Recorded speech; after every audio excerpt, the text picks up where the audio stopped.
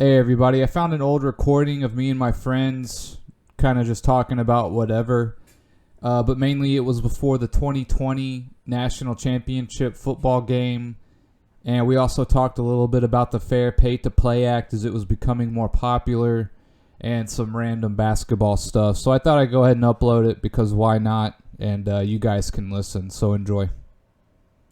And we're live. Yep. So, what is the last thing I see here? Told us topic 1969 NBA Finals. That's we talked about that one time. Don Nelson's shot. What are you still looking at that? Oh, my bad. Yeah, no, I don't know why I'm on the talking points. I've been working on my Mel Kiper impression too. Oh, let's hear it. We got Joe Burrow, stands in the pocket. He's nice and tall. Good read. There you go. He's not the best athleticism, but he's a good quarterback. High accuracy. I like his IQ. Well, that's literally all you have to say for every quarterback, but switch up a couple of the things. Yeah, you just got to be like kind of monotone. He's very athletic, but he has a lower IQ than I would like. But I think he can make some. I think he can make some plays outside of the pocket. We got the safety from Clemson projected to go late second round. I would not be surprised if someone jumped up sooner and grabbed him at the end of the first. Look at the Giants to make a trade on draft day. Some random ass dude. Yeah. Look for Cleveland to jump up and grab the safety from Louisiana Tech. Look for the Cardinals to trade LeBron James to move up to the first pick. Yeah, your producer's just like, just go with it. Just go with it. No one's listening. Yeah. It's like, just get some more views. You know what? This will get us clicks. Look for the Browns to draft LeBron James from the Cavaliers and start him a receiver and immediately trade him for a first-round pick. Yeah, exactly. As soon as he retires. Oh, shit. Hilarious. McShay, dude, you know McShay is like a legit millionaire, right? I mean, I told you. that doesn't surprise me, you know. Right? If some of those guys do like 1 or 2 TV deals. No, it wasn't even that. He like, hey, God, I won't ask him. But he knows it so well. You said McShay?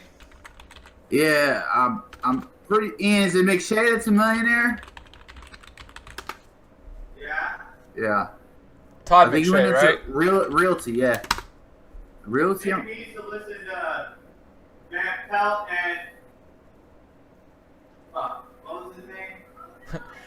The fourth thing that pops up is Mel Kiper Jr. Wikipedia.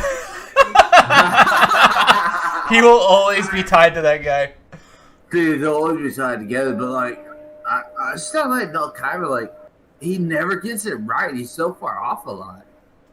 Like, they'll agree on the first 2, and then the rest of their board is just completely different.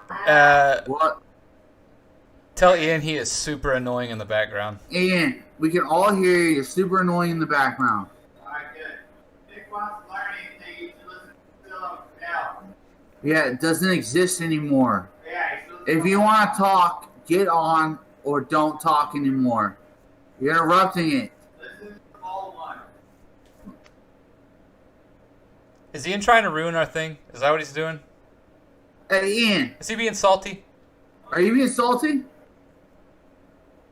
He's mad because he. Are you being salty over there? Should we tell the world? Should we tell the world right now what he's doing? You like a slug? You want to pour salt on you? You get even more salty and you'll die. Alright, if you pour salt on his slug, he would die. Exactly. If he's cramping up, I got some salt. I think he's done being salty. All right. Oh my god, salty like a fucking potato chip over there. Annoying as shit. So for any of our, God damn it. You heard him? No, I just heard him. I just heard him outburst again. God damn this microphone! I should get a. Well, actually, if I had a professional one, it'd be even worse. You'd hear him clearly. Perhaps. Perhaps. I'm using a iPhone mic and speaker. So, yeah, you're probably using like a headset with a little headphone thing. Or a little I'm using a microphone with some headphones, yeah. Well, you mean like the old school like Xbox type, but bigger, better? What, my headphones? Yeah, like the Yeah, my headphones are pretty legit. They're Boys, is that how you say them? Bose headphones? No, I was just saying like remember like Xbox Live where you have to play, you put the headphones on, they little mic piece up to your mouth. Yeah. No, I have like an actual microphone on my desk. Nice, dude. Old school radio style. Yeah. I'm pretty legit about it. Dude, sitting there like Frasier, bro. I would like to think I'm more of like a Jim Rome type, but that's alright. Jim Rome kind of sat on the couch, didn't he? I don't know how he used to record, but To be honest, Nick, I really made that up with no facts. yeah, I don't know why he would be sitting on a couch. I thought he was just kind of just. I know he was sitting there. Now he works for CBS. He's like got like a nice studio and stuff, or whatever. Is it still the same? Oh, same Jim Rome. Dude, did you see the Garner Minshew thing? Yeah, I started watching it, but I had to go somewhere, so I couldn't see it all. No, but you see what he's doing right now? Going on A road trip? Yeah. Dude, I love it. I love it. He's like, look, odds are, I had a decent season, okay? Came out of the SEC, I'm better than all the quarterbacks, as no one knew, because the SEC blows dick. And Man, this is legit word of advice. holy shit. So all like sports shows steal from everything. So Van Pelt and them have one big thing. Oh my god. Nick should do one embarrassing thing, and the first one is your bold picks. Brandon's bold picks. Are you done? Are you leaving? Yeah, dude. All right. Let's remind the crowd also that Ian picked Wake Forest straight up. Ian, as the crowd may know, Ian is the same guy who picked Wake Forest straight up, guaranteed it. Okay, Skip Bayless. Picking Wake straight up. Okay. Oh, exactly. Yeah, you might have made up for it with the Texas straight up, and they dominated Utah. Good for you. But you picked Wake. Yeah, you did, Ian. You picked Wake Forest straight up. I got it written down on the Holy Bible right here. Picks are in. Picks are in. And they've been in. And we got it. It's recorded. Should I send him a screenshot? No, you don't need to send him a screenshot. I got It's WF recorded. for Wake Forest with an arrow pointing straight up. That's how I do it. I got same thing next to Texas. Yeah, Wake Forest with the arrow straight up is how he has it written down, Ian. It doesn't No, matter. they You picked lost. them I think they straight got up. They crushed. lost. No, you picked them straight up. No was picking straight up. You kept saying straight up. Yeah, that was just jumbo nut. Okay, you jumbo nutted. Yeah, you jumbo nutted and you missed. You missed. You jumbo missed. All right, well, did they even cover? Just to give them satisfaction. No, I don't even think they did. Wow. Did they cover? No, they played Michigan State. They played Michigan State. They were getting 3.5 points and they lost. They lost by way more than 3.5 points, Ian. No. No. Yeah, no, didn't happen. That final score is a lie. I didn't see it. It didn't happen. So let's get into the nitty gritty. Real quick for all of our listeners, we're going to start all of our listeners to the millions and millions. We're going to start keeping track of all the bets we make on air. So the numbers you're seeing in the top right of your screen are all of our... If Ian would shut the fuck up. Dude, if he could shut the fuck up, I swear to God. Like, he's ruining this whole thing. He didn't even get it. Close the door. Close the door. I can't close the fucking door to get him out of here. Like, I would have to literally close the front door and put him outside. Ian, stop! For real. God damn. To think you're actually have been on this podcast more than Stephen Wright is actually embarrassing. You're both embarrassing. I'll start your own podcast called Talking Nonsense. Or Picking Fucking Losers. Who's Ian got up for the championship game? Let's put his pick down. He's got LSU winning by 150, he said. Yeah, because he's a huge LSU fan. Just for the record, everybody, Ian's a massive LSU fan. Since he can't defend himself. I don't really know where that started. Oh, Wright started it. But, yeah, of course no, Wright started that. Yeah, of course, Steven, right? The coach started that. But, no, I picked LSU. Hang So, on. whatever the spread is, he picked him to beat the spread. Right, are we agreeing the spread is 7? No, I'll take that. I'll take a touchdown start. Yeah, I think it's like I've heard it's been like as low as 5.5, but it started higher than that. Like it was. Well, I mean, from where it started to where it is now, it's definitely. Actually, Wake Forest only lost by 6 points. Yeah, well, it's not telling that. Yeah, we're not gonna tell him because he'll never shut up. No, for sure. He might call a half win. Yeah, something. We can't take that chance. I'm pretty sure it started with it probably started. I would think higher than. Dude, did you see? This is off topic. The fucking AFC spreads for the division round. Yeah, they're like both 10, aren't they? Yeah. Which I don't know if that's ever happened in playoff history. I think, damn it, I had it written down. I don't have it in front of me. I think I took Tennessee plus 9.5, and I took Kansas City minus the 9.5. Dude, imagine if the Bills had won. Did you pick, what was it, Bills picked you straight up? Yeah, I had the Bills on some. I had them on a parlay. So yeah, I picked them straight up. That's right. Yeah, I think you had Bills Titans straight up. Like, how crazy am I? I was like, well, honestly, the Titans. I mean, Texas could be Texans. Like, we'll do dumb shit and then we'll do great shit. But, yeah, like if I'm picking like a game straight up for like more money, I'll typically take any points I can get. But if like it's a parlay and it's like, under 3, yeah. I'll just pick them straight up to kind of sweeten it a little bit. This is the way I bet. If it's under a field goal, I'm just gonna take it straight up. Yeah, that's what I'm saying. Yeah, under a field goal, really, all that is home field advantage. Because home field advantage gives you 3. Yeah. So if you just forget that shit. If you got a quarterback that can, get the crowd out of his head, you're gonna be fine. Yeah, exactly. I'm trying to fucking. Texans are probably going to go to the Super Bowl, no big deal. But I actually put I think $3 on Seattle to win it all for funsie before the playoffs. So, dude, that's a good bet. Yeah, they were like one of the huge underdogs. Which was really stupid. I think we talked about this on the last podcast, which was how dumb it was that Seattle was so. Yeah, no, we did talk about this. Seattle was one of the lower teams. Yes, because they're struggling right now, man. Like they should have crushed Philadelphia and they didn't.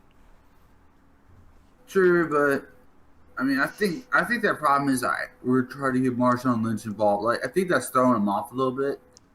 The whole Marshawn Lynch thing, like let's try to get him involved in the offense. I mean, he didn't have a lot of touches or anything, but Marshawn Lynch isn't there to like be a difference maker. He's just there to pick up a couple first downs, take some pressure off, and retire. Yeah, I mean, if you're picking up a guy out of retirement and you're counting on him to get you to the playoffs, I think this is his retirement tour, like the playoffs. No, I mean, Kaysen got hurt or whatever. I mean, they did have an actual need for him, and he's probably still, as far as running backs go, he's probably the best out there. It's Carson. He's on the fantasy team. Fantasy whatever. Team. As the fantasy football champion. He was on. To beat the great NNB. The great Malice from Dallas. What the Malice from Dallas? That's got to be like the best nickname for a Dallas guy.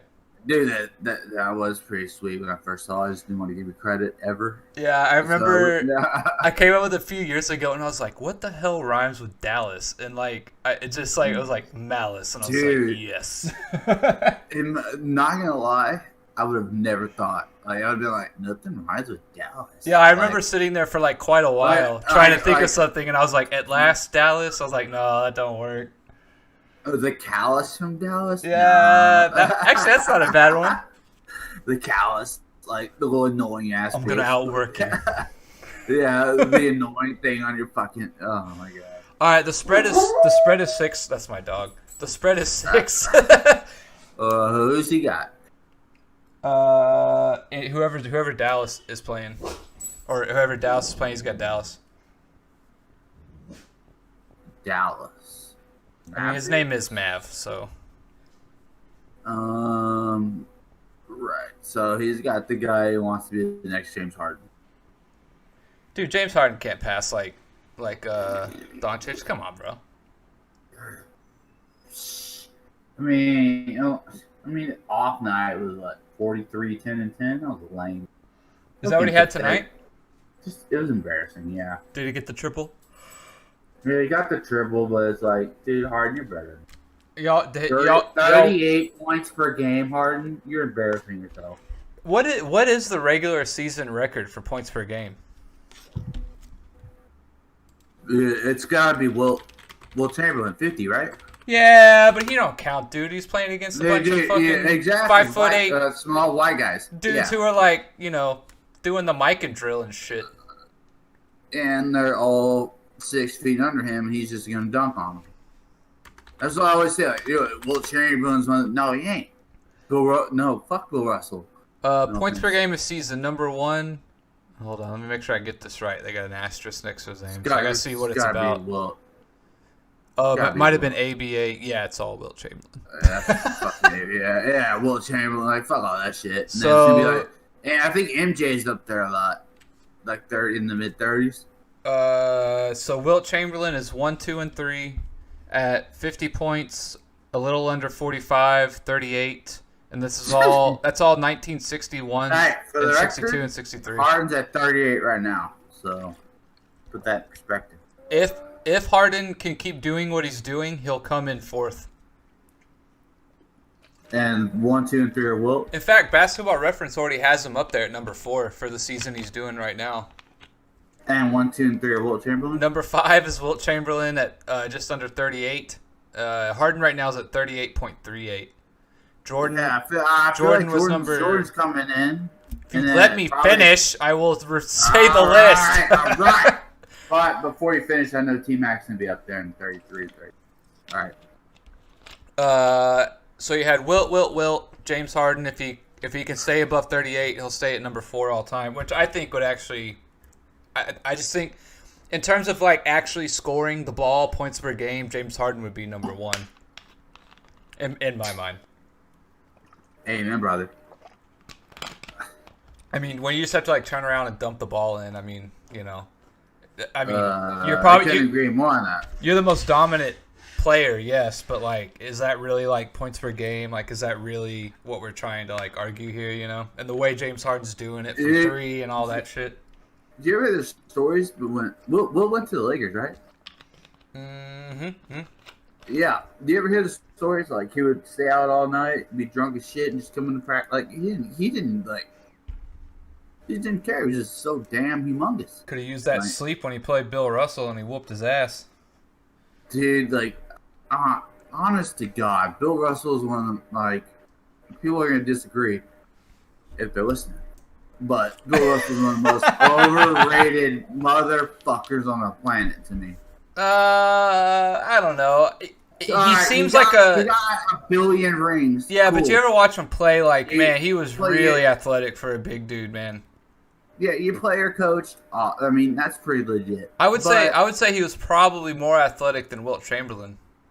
But I feel like, yeah, you know what, guys? Like, I know you hate the era argument, but like, step up against Shaq and Akeem and see what happens. Yeah, I understand that, but I still think he was still a 7-footer, dude. Like, and he for could his move. time, the game evolves. The game hadn't evolved that far yet, so he dominated. I just think he could have still been a dominant player in today's area. I mean, he was 7 foot and could run just as good as anyone. I mean, he was still like an athletic freak even by today's standards. You don't want to get me started on the big man disappeared in the guard-oriented league. I'm telling you, fresh out the oven like mama's muffins. You're like 15 years behind on that one.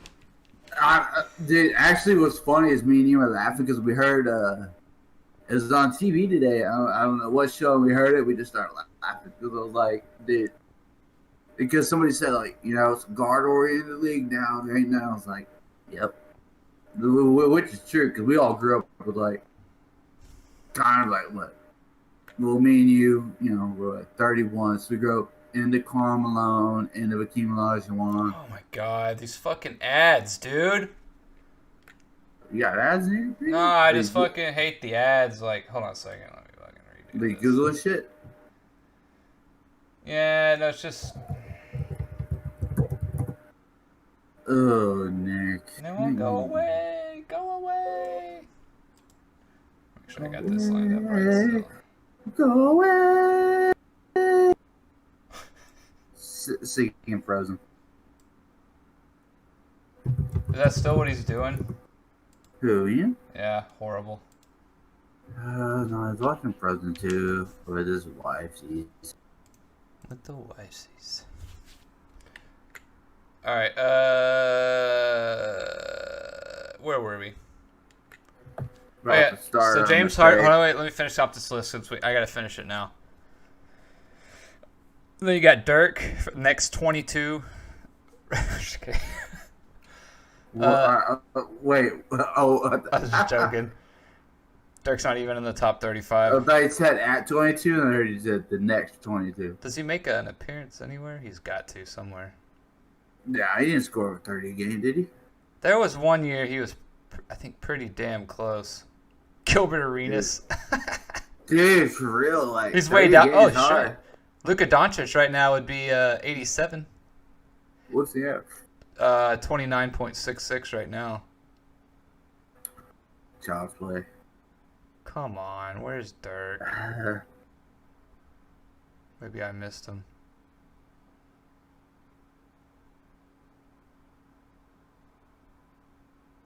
Shit. I must have missed him. I'm down to like 26 points a game. I know he's over that. Rin? No, I'm listening. Okay. I always thought T-Mac had a big year at like 35 when he's on Orlando.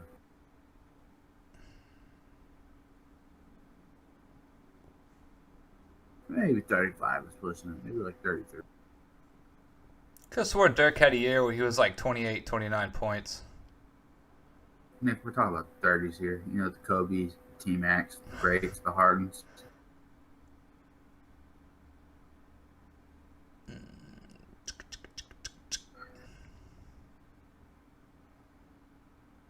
Anyways, all right, real quick. 4 James Harden if he keeps it up. 5 Wilt. 6 was MJ. 7 Wilt again. 8 James Harden last year.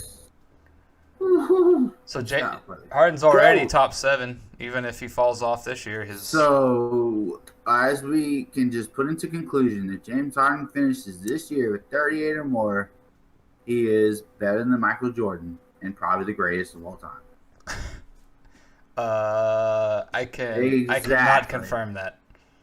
Rick Barry comes in at number 9. First of all, that's fucking awesome. Yeah. Kobe comes in at number 10, then Michael again. Number 12 is Kareem. Elgin Baylor at 13. Oh, yeah. surprising, Kareem was a scoring beast. Wilt again at 14. 15, Bob McAdoo. 16. Yeah. 16 is Elgin Baylor and Tiny Archibald. Wow, I never knew Jesus, Archibald scored scored that much. I think Archibald barely played. Yeah. I mean, he was in the league for a little bit. World Be Free, baby. I think that was him. I don't know if that was him, but I know old little Tiny was barely in the. What did he play for the Knicks?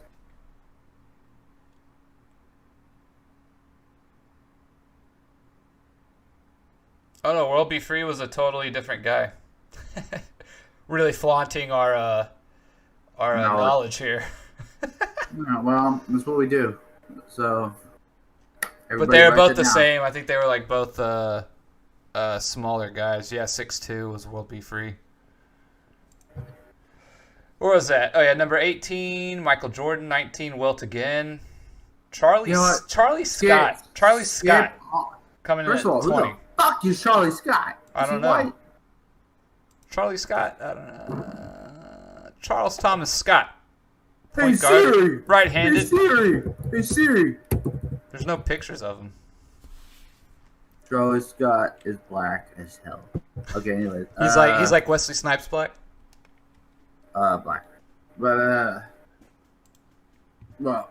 Let me finish. You can't get blacker than the Snipes. Let me finish off the top 35 just because it's interesting. There has to be Kobe and T-Mac. George Gervin 21, Allen Iverson 22.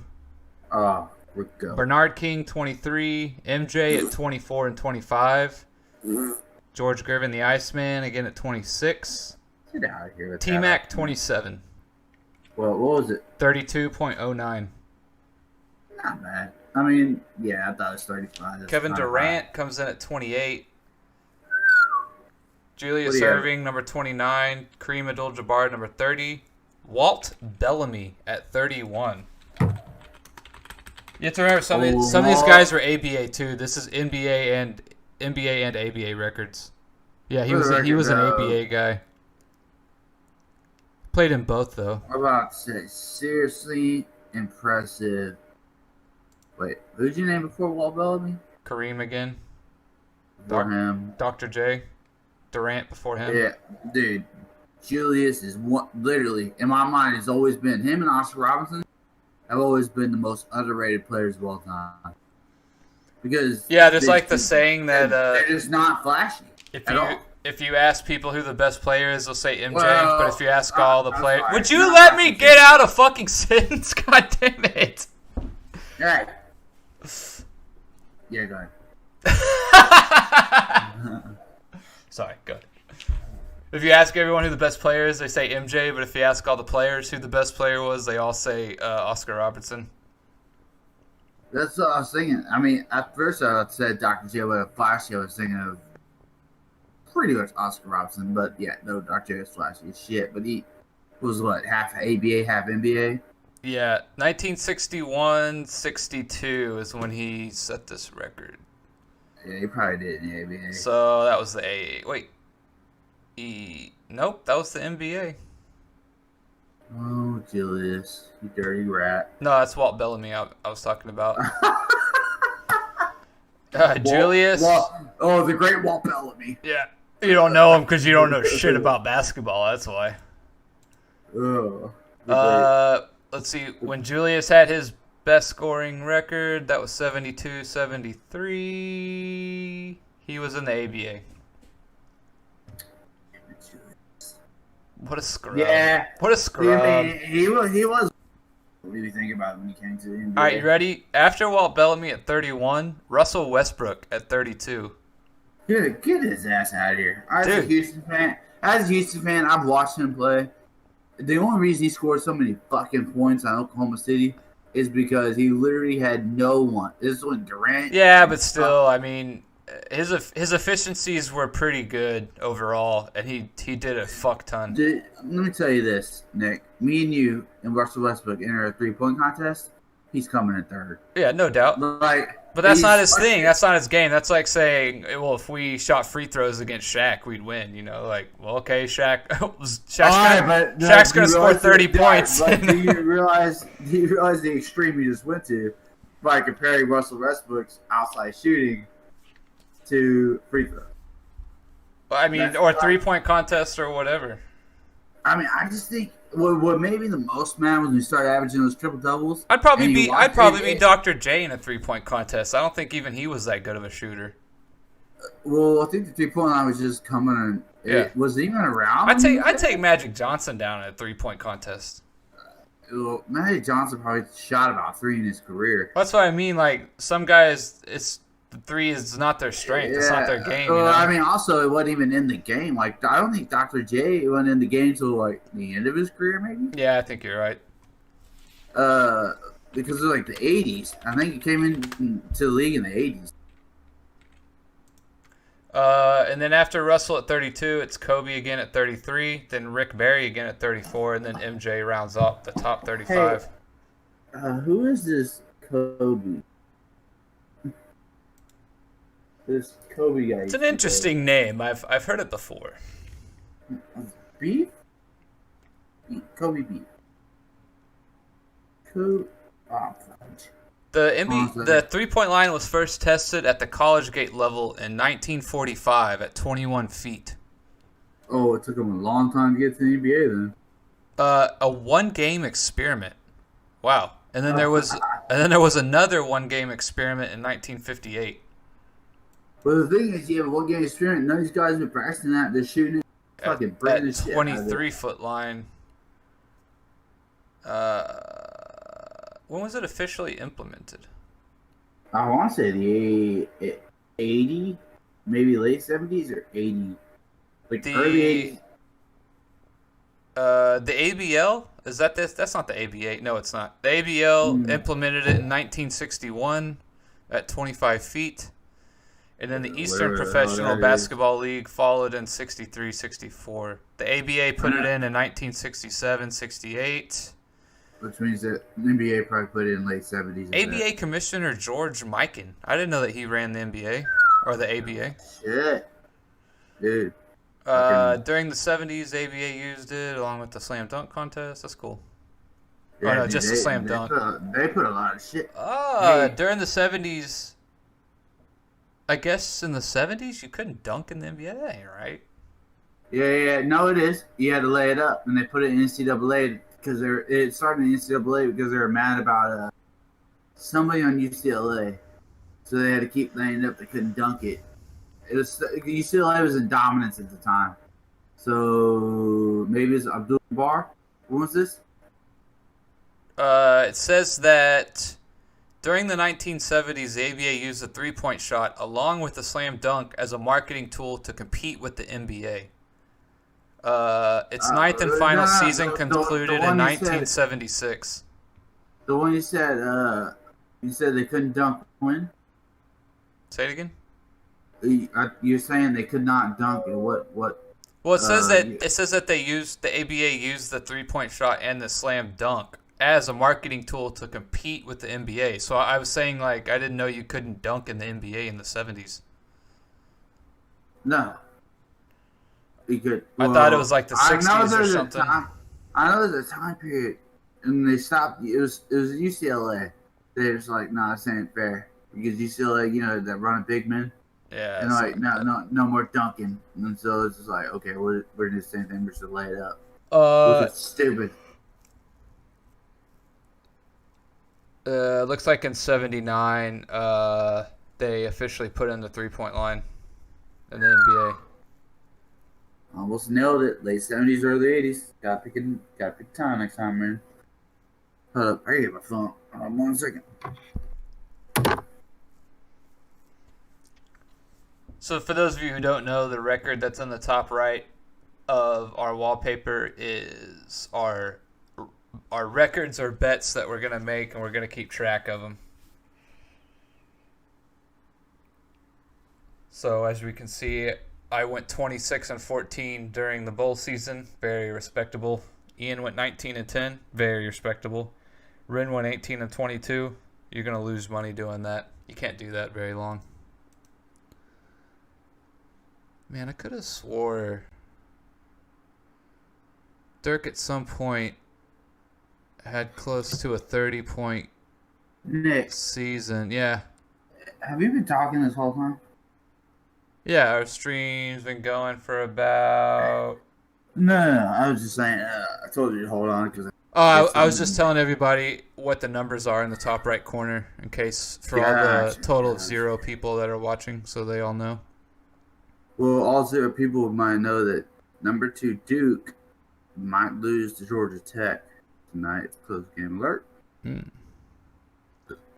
I love betting on college basketball. I think it's one of the easiest things. On my podcast, I also made another bold prediction that Dabo Swinney will go down as the greater head football coach between him and Saban. Wait, Ted? I'll say it again. I think when it's all said and done, Dabo Swinney will go down as the better head football coach. Not necessarily based on maybe how well they know the X's and O's, but I just think he's going to win more championships and whatnot. His total record and achievements will outweigh Nick Saban's. Alabama is Alabama when I know it's like, UT. You see the jersey, I want to play for them. Well, it's not that when he went there, it was like garbage, and he turned it around. But it doesn't really take much when you get a shit ton of recruits, no matter who you are. Well, yeah, so saying like to make Alabama go from a consistently like good team or at least above average to great is a lot different than making a below average. Yeah, not even on the radar for college football, really. A basketball team, really. Yeah, I mean, not even really a basketball team. That's just what they were better at. Yeah, exactly. When basketball's bringing in more money. But that and like, dude, Clemson is crushing recruiting right now. They have like 6 5-stars, and they have either like the first or second best quarterback, depending on who you ask, coming in to learn a year under Trevor Lawrence. Well, I think one of them was probably a dual threat, and the other one's probably a pure pocket. No, I'm saying they depending on who you ask, they got the best or second best quarterback of the 2020 class going to Clemson. Oh, first or second? They said first and well. And then they got 2 out of the top 3 overall rated players, which are defensive linemen, and then they have 7 out of the top 30 recruits. Dude, that's crazy, dude. Clemson's got it. Like, they're smart as shit with the whole D-line thing. Like, look, if everything else fails, we're gonna fuck up the run game and their quarterback.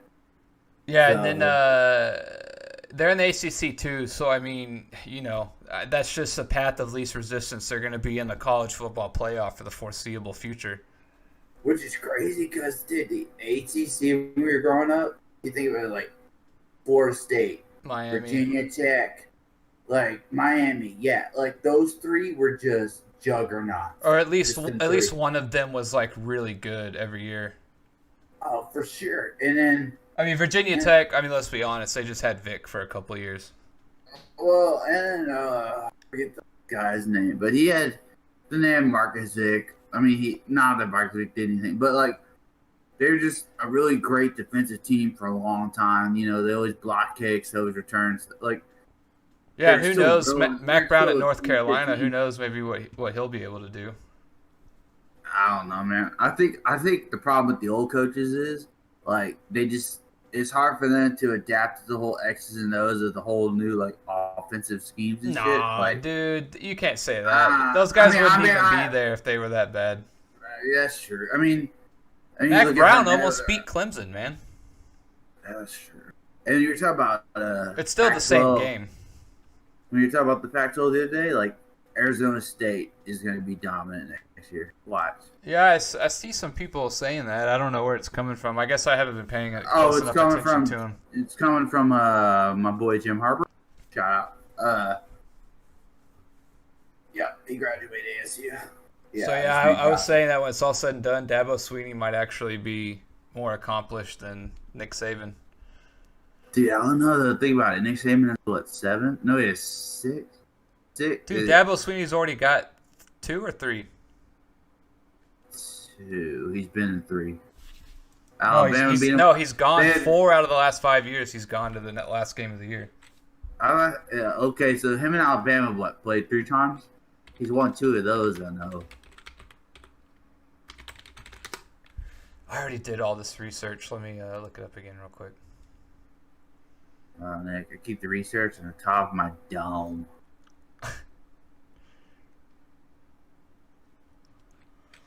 Yeah, so in 2015, he won the college football playoff national championship game. I'm sorry, he lost. 2016, he won. 2017, he lost in the Sugar Bowl. And then 2018, he won. And 2019, he won. Dude, Dabo is a beast. Dude, and Venables, like, how is that guy not the head coach by now? Although I think LSU's going to beat him. Oh, yeah, let's make our picks real quick. Can you ask Ian real quick who he picks? He picked LSU. -6. Oh, yeah. All right. Well, do you want to do 6 or 7? It doesn't really matter. If you want Clemson, I'm sure you'll take 7. Yeah, I'll take them. Unless they only win by 6, and then we'll have an argument on the next time we get on there. Do we want to do 6? Sure, why not? All right. Ian. Easier for me. Ian's got LSU -6. I heard the national championship automatically doubles your record. That's what I heard. I was thinking about doing that, like if we, let's say, championship games are like 2 points apiece or something. Yeah, it still wouldn't put me in the top. No, But I like to wager all my wins to double up. Exactly. And you're gonna take Clemson +6. Yes, of course. Over under is 70. I took the under, if just as a side bet. Did I tell you my research for this? No, but I have a good one for the Texans to that. But Oh my god. no, because they're saying. All right, look, think about it. No, it's not about Texas win. It's not about Texas win. It's like, look, they're gonna be down against the Chiefs, right? Bet the second half over on the game. Oh, I took the over in that game for sure. Oh, we took the second half. I think it's like 44 or. That's a joke. You're joking. Maybe it was a little more. Hold on. Well, oh no, that's right. It was like 47-48 whenever I punched it in, and now it's 51. I remember I got it like at 48 though. That's crazy, dude. Like a 4-point jump. That's a lot. Yeah, maybe we're dumb, but I think Vegas is dumb in this instance. Because I mean, that big of a jump, I at least got the best value for my money. That's for sure. yeah, Even if they still score 100 points, I mean, I still got as good a value as I could have. I was on the right side of the move. yeah, for sure. I don't know how it was that low to begin with. So I did some It's the research Chiefs. on the over/under 70 for national championship games, and since '92, it's only gone over 6 times. And the times it went over were in 1995, 1996, 99, 2004, and 2005. Let me ask you this: did one of them involve a Nebraska white quarterback? I don't remember exactly what teams were when. I think he played in '99 for some reason. That's ringing a bell. Dude, you know what I'm talking about, right? I just can't Yeah, think of Eric his name. Crouch. Crouch. Yeah, Crouch. he won a. I think he won a Heisman. Pretty sure. Yeah, he was like the ultimate fucking option quarterback. The problem is, dude, the Rams got him, and he just didn't want to be a receiver. Like, dude, you're in the NFL. Just fucking do it. Yeah, I'll be a fucking kick returner. I don't care. Look at Taysom Hill. Like, how many times do you hear Taysom Hill on ESPN? Yeah, they use Switchblade is such a good analogy for him. Yeah, but he's really, yeah, it's like, you know, okay. I mean, no, like, in all honesty, I do it. I'm like, no, Taysom Hill's better than Cordell Stewart. Like, if he had a chance to start, Cordell Stewart was Mr. Efficiency, like, check down, run. Check down. He had an arm, though. Dude, honestly, I couldn't even tell you if he did. I don't remember. I just remember. I don't know watching about the tape accuracy, but and he had an then arm. No, I just remember being Mr. Checkdown and hand it to Bettis. Get to the playoffs, we'll get our ass whooped. And then in 2015, it also went over 70 points, but they scored 21 points in the last 4.5 minutes. Alabama. Oh, yeah, it was Alabama-Clemson game, yeah. That's when Watson let him back. I think so, yeah. Woo, what a goat. Fucking Watson. Jesus. Yeah, you can't lie. That double sack where he spun out of, threw it to what's his face. Oh my. Ridiculous. Dude, Taiwan Jones. To be honest with me, like, it wasn't like it didn't surprise me that he spun out of those 2 dudes sacking him. I just didn't know who Taiwan Jones was.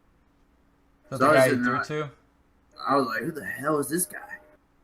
They caught the ball and he's running fast as fuck. Because Watson's done some crazy shit. Do we want to do NFL picks real quick? For the record? Or the official record? Dude, I fucking punched the Niners heavy -7. Oh, that's ballsy, dude. I don't know about the Grops. I know they got a beast defense. The Grops. I just know they got a beast defense. Gila? But, like, yeah, dude, this is the first time in the playoffs. I don't know, man. I've not that I've been doubting them all year, but I just keep like waiting for them to like lose a few games or something, you know. And it's They just, never do. yeah, man. They just and plus, I mean, Garoppolo's maybe not the best quarterback, but fucking Kittle's is fucking. That's the best safety valve you can have. The Kittle.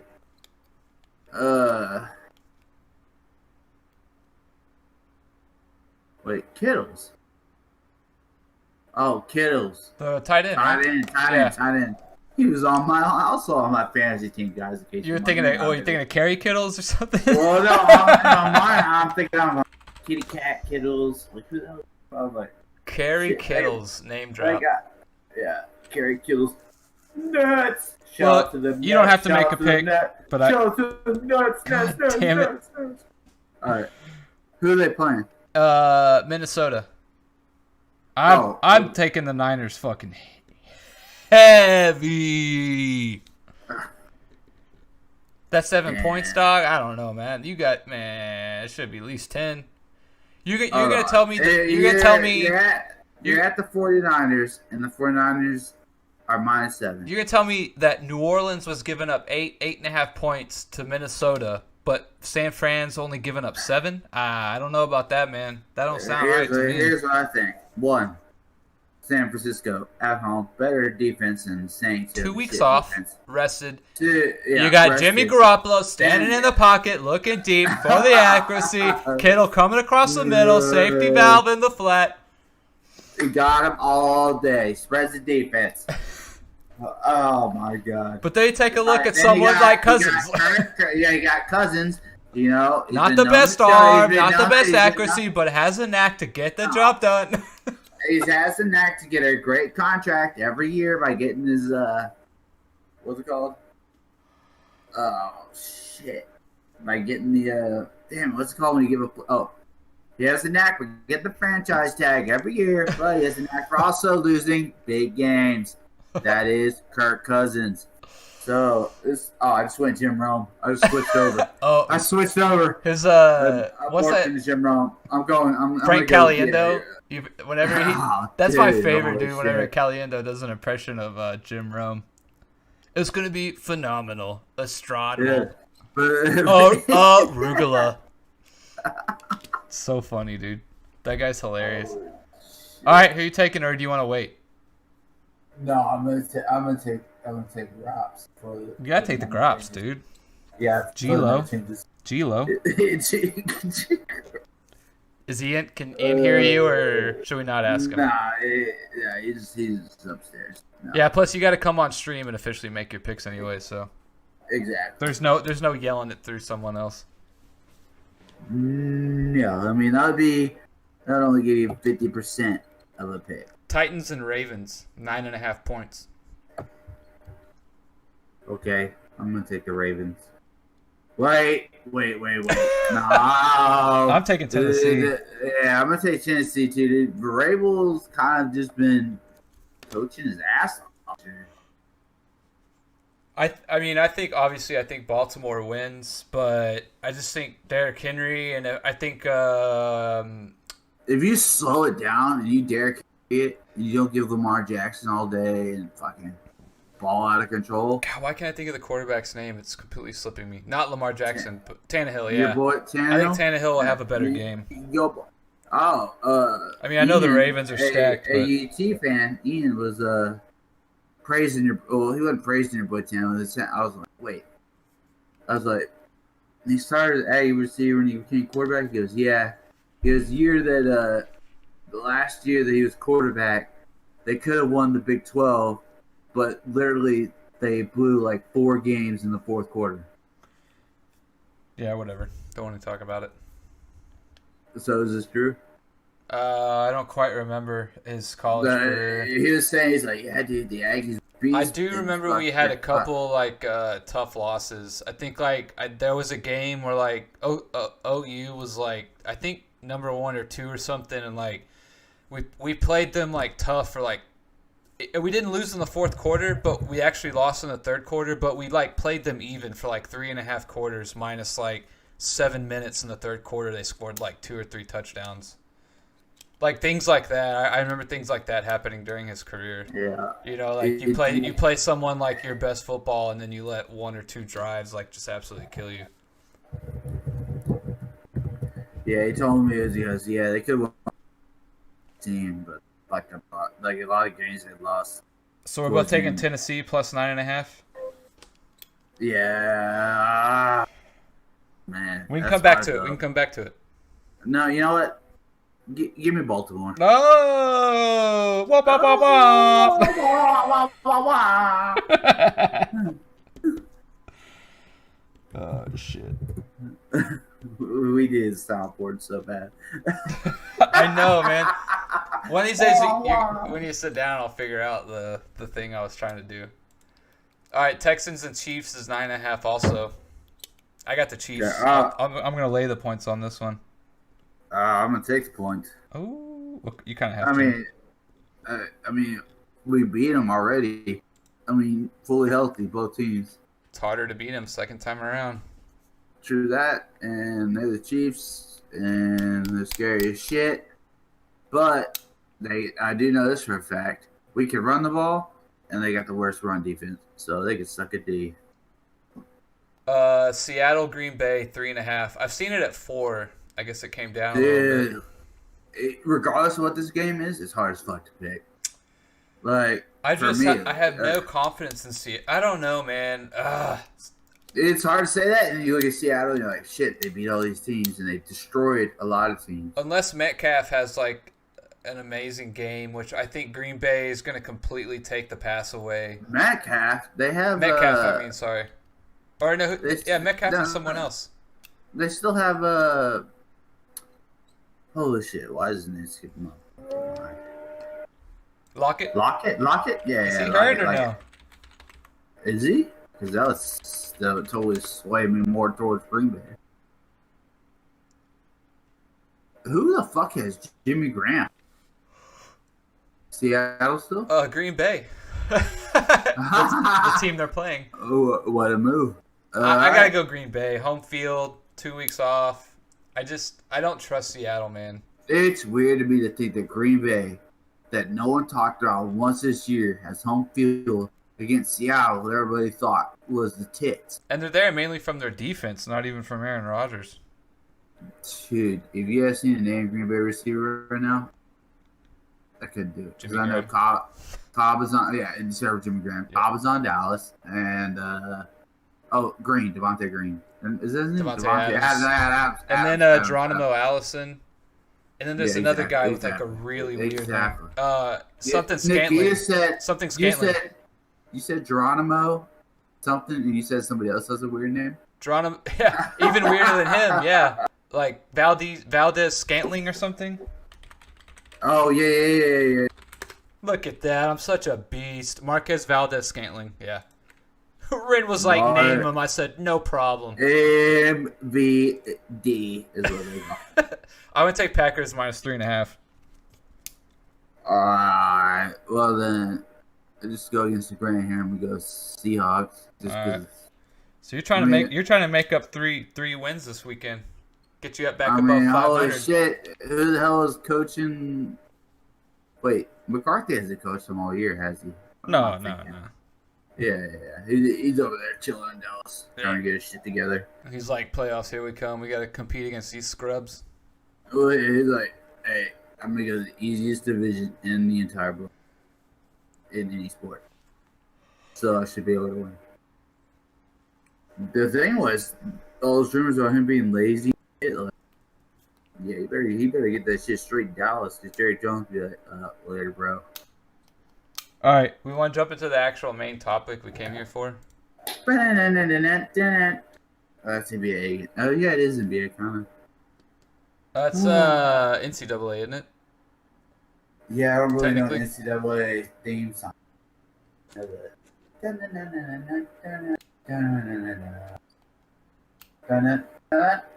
I remember I saw that guy once on Conan. They brought the guy on who made that music. It was pretty funny. Dude, Conan's dope. Like, a lot of people like Jay Leno says right now. I just like is Conan. Conan is funnier than Jay. I like Jay On the Leno's spot funny. I like Jay Leno's stand up better than But Conan's, I by Conan's a on the long spot. shot. But yeah, Conan- I like Conan's like overall demeanor and sense of humor though better. Yeah, like, I think him being is on the spot. Comebacks is on the spot. Like Yeah, and he wrote for The whatever, Simpsons and like SNL. He has more of like that kind of silly humor, writing jokes and stuff. Which like for a show overall, I like better. But I like Jay Leno. Like I remember I used to tune into Jay Leno just to watch his monologue, and then I was out. yeah, I always like the monologues of both shows. Really, to be honest, monologues are the best part unless they have a good guest. But anyways, what are we doing? Fair pay to play act. Something like that. Some easy topic for us. Should we break it down for everybody? You think everybody knows what it is? You want to break it down? Yeah, so the Yeah, I Fair think Pay to it's- Play Act is some legislation introduced in California, which essentially is going to allow or try to allow college players to make money off what they are calling their quote-unquote likeness. And it's, I think, up in 2023, I think, is when they plan to take effect. And California was first, and now Oklahoma is having some talks of doing it as well. That's like some very recent news that Oklahoma has been thinking about it. Because, I believe you, but I swear I heard about other states that maybe they were just talking. Maybe Oklahoma actually acted on it.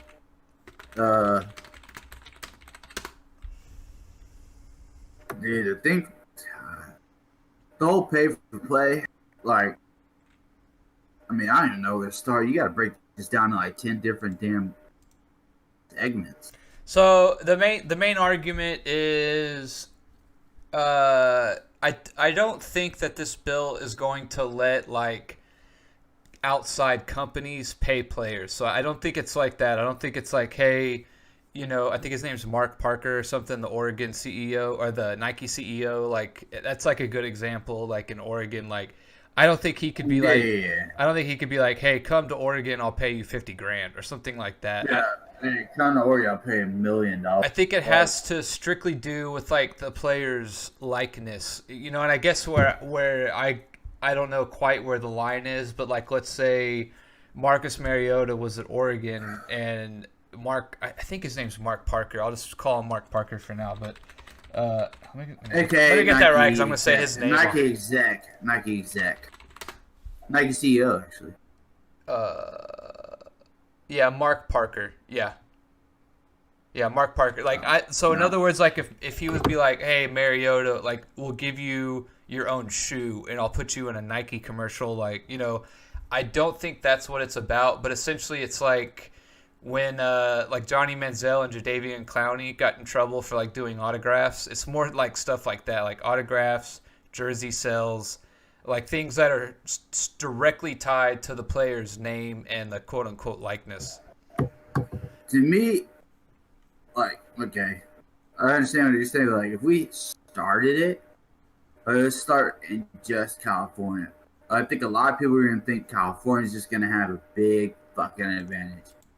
But I don't think that it's going to happen to where one state's going to get it and nobody else is. So my thing with that is like, this is how I see it's going to happen. Like, so I think the end game, I think it's inevitable. Like, I think this is going to happen. But for sure. Let's say that like you're saying, like only California does it. Then essentially what the NCAA will say is that if you go to school in California or if you're part of a California team, like you can't be in any bowl games, you can't be in the March Madness, like they'll probably do something like that. And then I think that's what will really spur other states to, to get in. I think, in reality, it's the only way the NCAA can fight back. Because in reality, it's not the NCAA doing legislation from literally fucking Congress. Say it again. Basically. Like, this is legislation from our government. This isn't the NCAA. The NCAA probably doesn't want it. No, of course. If you're just going to talk a strict dollars and cents, then yeah, they probably don't want it. But even if they did, I think, it would just be such a huge undertaking for them that they're just for it. Again, with the NCAA, I think they're worried about like losing control and losing power and like stuff like that.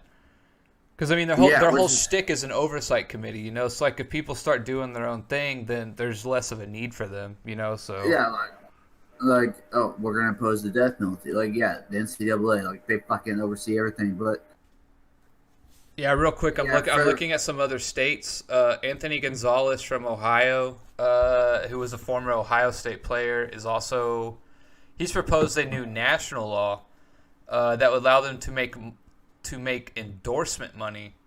See, I don't like companies and stuff getting involved. I think that's muddying the waters way too much. He's the only one though. Oh no, he's not the only one. There's a guy in North Carolina, Representative Mark Walker, that would change the definition of a qualified amateur sports organization in the tax code.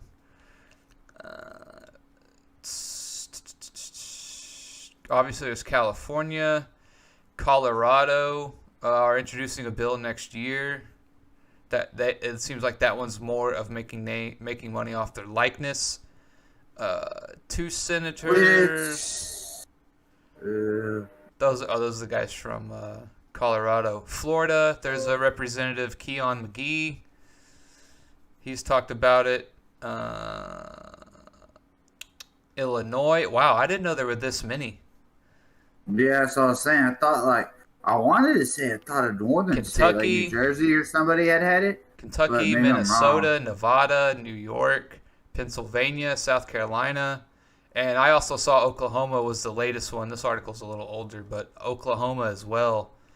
So yeah, I mean, I still think it should somehow be done within the NCAA though. Like, in other words, if the NCAA makes money off of, you know, Johnny Manziel's jersey, he should get a piece of that. Well, I mean, even dating back to literally the Fab Five, where everybody was buying their shit and they're just sitting there walking around broke as hell. Yeah. I mean, Manziel, and he's sitting there, and I don't even think he ever got punished for this, if I'm correct. He just signed autographs. Yeah, him and Jadeveon Clowney, they didn't know, nothing ever got handed down to him. But I mean, why the fuck not? All you're doing is signing a piece of paper. Who the fuck cares? I mean, see, that's what I'm saying. To that extent, the smallest part of it, if you're just signing an autograph and someone's paying you, cool, man. They want your autograph. That's the easiest way. That's the most broke down way of someone likes you, you're not, you know what I mean? But that's not what it's about. No, I know it's not what it's about, but it's hey, this guy's getting paid, let him accept it without it being a fucking penalty. Somebody likes him, cool, let them pay him money for whatever. Yeah, but I mean, I guess that could get out of control when someone pays him $1 million for an autograph. Yeah, they'll use that as a loophole. That's a booster. A&M will what A&M will do is set up a quote unquote autograph company, and they'll say, hey, we're going to pay you $50,000 a year to come through here a few times. We're not really paying you for your autograph. We're paying you to go to A&M. We'll pay you $100,000 a year to come quote unquote sign autographs. Even though you're only going to sign autographs that amount to $20,000 or something in total, or memorabilia, we're really paying you so you'll come to A&M. We're not really paying you for your autograph. Oh yeah, I mean that. Yeah, I mean that's why I was saying the NCAA still somehow has to watch over it, or there still has to be some kind of organization that's overseeing what's going on. The NCAA is so bad at though. That's my thing is yeah, they've given a few teams USC, all these penalties, but it's dude, you catch them way too late, 5 years after the act. Reggie Bush got his Heisman stripped when he was 5 years in the NFL. Did he ever officially get it stripped? This stripped. He's not a Heisman winner. He's actually not even. He has no records in NCAA history. Oh, that's so gay. It's really stupid because Yeah, we all know. Yeah. I mean, anybody, even us, our generation, everybody older, they don't know. You ask, who's the top 3 running backs? Even in my past, I'd be all right. And I typed in Reggie Bush, and the first autofill was Heisman stripped. Yep, I'd be dude, if I had to pick a college running back to play in college, I pick O.J. Simpson, I pick Reggie Bush, or I pick who's the guy who played for Georgia? I think he's one of your boys, the Cowboys. Ezekiel Elliott was Ohio State. Nah, Herschel Walker maybe. Oh yeah, he was Georgia. Yeah, dude, just beast. Like, I don't know, dude. Ricky Williams, for my money, was still pretty fucking good. yeah, Ricky Williams was a beast. The thing is, he couldn't catch like Reggie Bush. Like, when you think about, like, the thing with me, Reggie Bush at the time, like, you're like, oh, he couldn't run between tackles in the NFL. He was running between tackles in college. Like, it was just punt returning, kick returning, run Reggie Bush tackles. was just an overall athlete. He led the team in receptions, running, kick return, and punt return. Like, and it's like you just delete all his shit because he got a $50,000. So does that make Vince Young the Heisman winner now? Get the fuck out of here with that thing. Well, I mean, if they, I guess they just stripped it of him, but I guess. No. I mean, I see what you're saying because actually, Vince Young lost twice to Liner, and then he lost to Young, or to Bush, right? Yeah, he went twice. He lost twice. I'm pretty sure about that.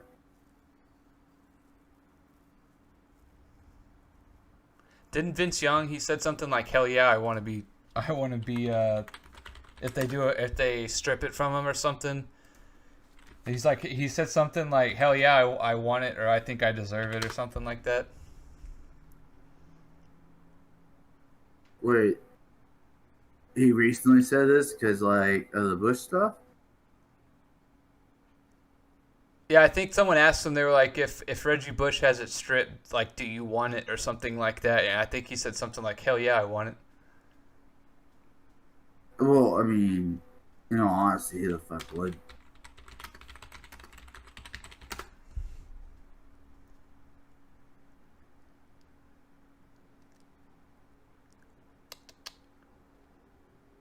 But I guess he said differently. He says he didn't want it. Oh, I thought he totally did the other way. I thought he said something like, "Hell yeah, I want it."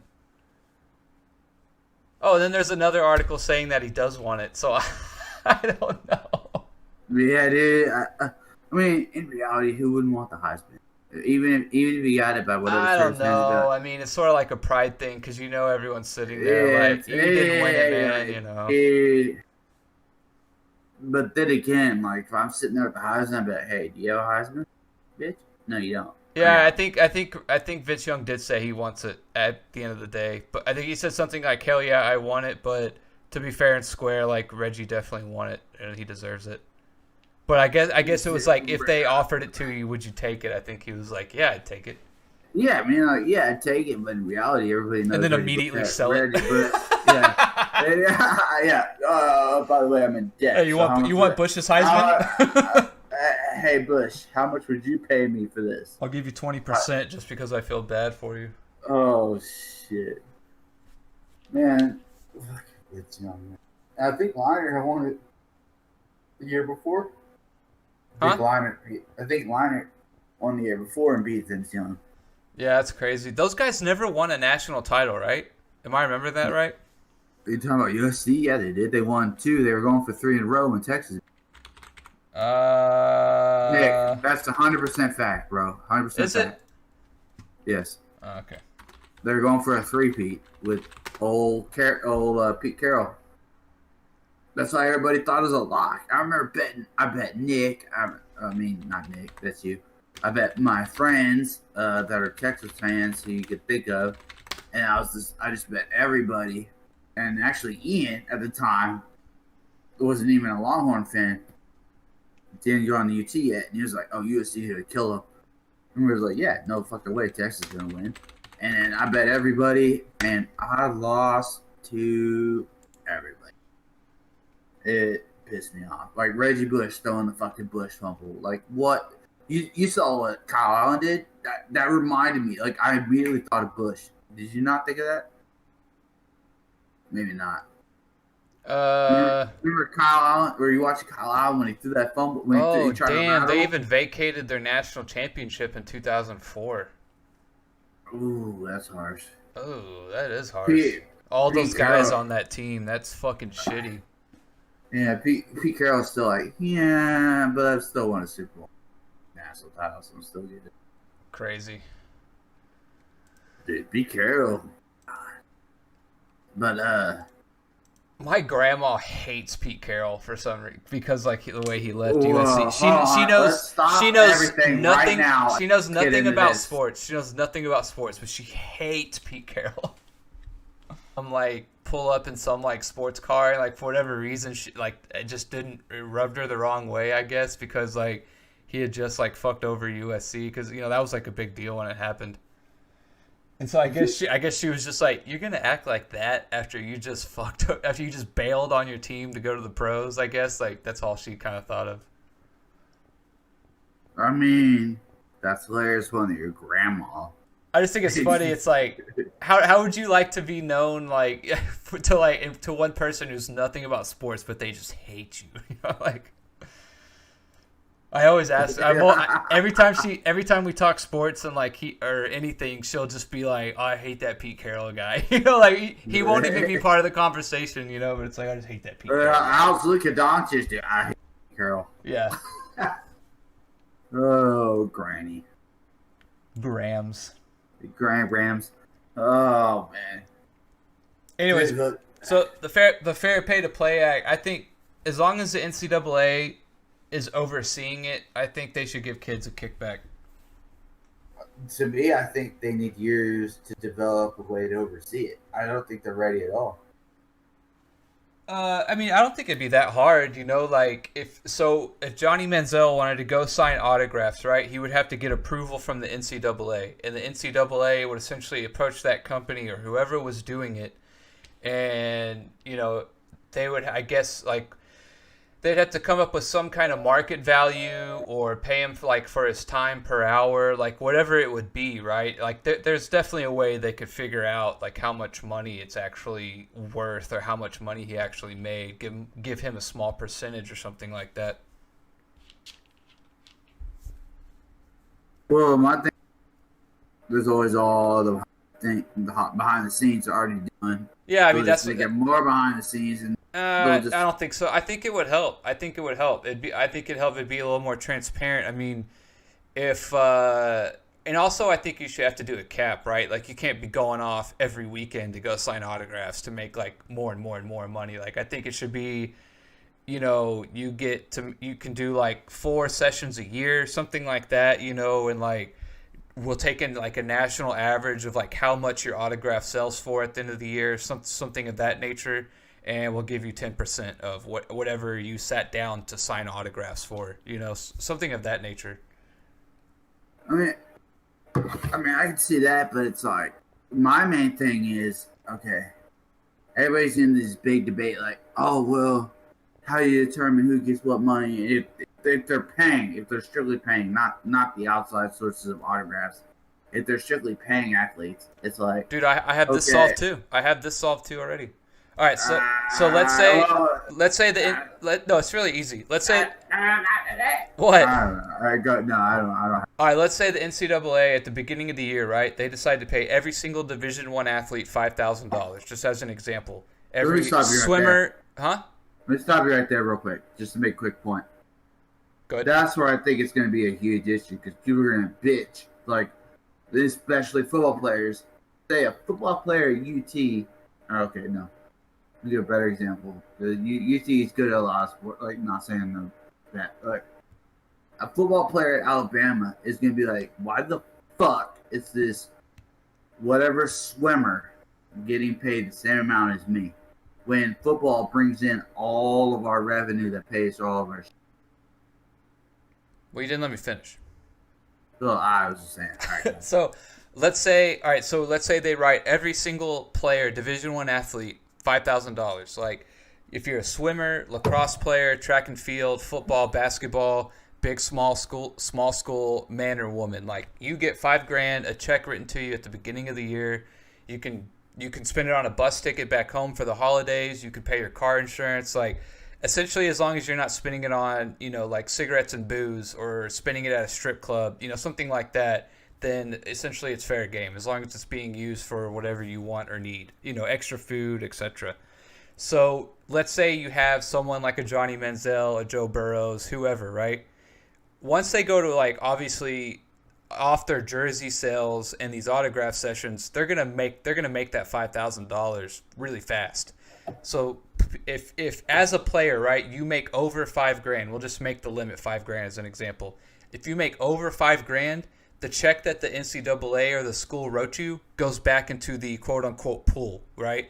So like if you make that much, then then you made over $5,000, then the $5,000 we gave you originally goes back into the pool to be redistributed to everyone else. So the same thing for like Tua or whoever, all these guys who are able to make more than $5,000 off their name, their money goes back into the pool to be redistributed to all the players who don't make over $5,000 or don't make that amount of money, right? So not only do the stars get to have a higher ceiling and they make quote unquote the money they deserve, the guys Am I hearing you correctly? the people you don't know, the swimmers and everybody, that also bumps up their average, right? Now they're going to be making more than $5,000 because Johnny Manziel and Joe Burrows and all these guys put their money back into the pool to be redistributed back to you. So like even if you play O-line at Alabama and you go to a couple autograph sessions or your jersey sales or whatever, and who knows how you do it like team by team, right? Like let's say the team decides to split whatever the team makes. I mean, I don't know how you could do that or whatever, but essentially like if you make over what the NCAA gave you, you put that back into the pool to be redistributed to the quote unquote less famous players, the swimmers and stuff like that who are never going to make money off of their likeness. Well, let me stop you there. That appeases the school, that appeases the NCAA, but that pisses off your Johnny Manziel's. No, Johnny Manziel is now making whatever, like he gets to make money off his jerseys and off his autographs. Like he's getting now to make more money, like money that he's making more than what everyone else is making. So, however, I thought you said it went back to a pool. So right, that's what I'm saying. So like if he makes $5,000 from his jersey sales, then the $5,000, because every player gets $5,000, right, to keep it fair and square and to keep people from complaining. Everyone gets the same. So if Johnny goes out and he's able to make $8,000, then the $5,000 that the school or NCAA gave him goes back into the pool. Do you know what I mean? So you're saying the average was up. Yeah, so the average for the lesser guys, or the guys who are never going to make money off their likeness, technically, now they actually get bumped up a little more, and Johnny Manziel gets to make more than the $5,000. True, but in his defense, he's going to be pissed off about like I should just make all this money. Fuck the swimmers, what they school. Well, yeah, he can still go out and make all that money. He's getting a piece of his jersey sales and a piece of his whatever. I mean, the numbers I don't know. I'm just using it as an example that if you make over that amount, I mean, he's going to be happy or happier that he's at least getting some money, for his likeness, Yeah, I think if anybody gets money for their likeness, they're going to be happy. Which, like, I was like, dude, you're getting your fucking college paid for to play a sport. I was like, stop being spoiled bitches. That's what I thought, like, a couple years ago, or more than a couple years ago, like when I was younger. I realized, because, I mean, in reality, they're getting paid, literally, if they finish college, hundreds of thousands. Yeah, I understand, but it's $150,000, so to say, to finish college. And it's more like, I guess with me... And they're really not even going. I guess with me, it's kind of like being in sales, right? Like, let's say they say, your employer says, we're just going to pay you $70,000 flat a year to do sales. And then we're going to pay you that whether your sales are really high or really low. And let's say you've been there for like 2-3 years and you start just like absolutely killing it, right? Like you're doing better than anyone who's ever been there before you or whatever. And you go, hey, I think that either A, I should get a little commission, or B, I think my salary should get bumped up. And then they just go, nope, you agreed $70,000. That's what you get no matter what. Like it's not so much that the company is fucking you over, because you guys did agree to that, but it's sort of like what is right, like what is fair, and we're talking about the NCAA and colleges in all, they make like $10 to $15 billion in revenue, dude. Like, right, that's like, crazy. That is crazy. Like, I immediately thought when you were saying that, I thought about, you're right, because say LeBron or Kevin Durant went to Duke, they'd be on NBC, ABC, ESPN, all of that money would just be rolling into the school, just millions of dollars, because of them. And then they'd just be playing whatever. People wouldn't even have to buy their jersey just because of them. Right. They would be on national television. And like when they go to that would be a hard thing to argue. Well, when they go to the, that's why it should just be stuck to like making money off your likeness, because like as a pro, as a pro, you're not getting a piece of the ABC contract, like you're just getting a salary. I mean, just imagine if they had gone to college. The games would have been ridiculous. Everybody would have watched them. I mean, we watched LeBron James play in high school. We watched a high school fucking basketball. Yeah, that is crazy. Like, and I actually remember watching Sebastian Telfair play high school basketball, which was weird because he didn't pan out, but it was just like he's a little New York, point guard phenom. New York puts out the best point guards. Yeah. But, dude, I remember. Can I say one thing? One thing I hate are different colored shoes.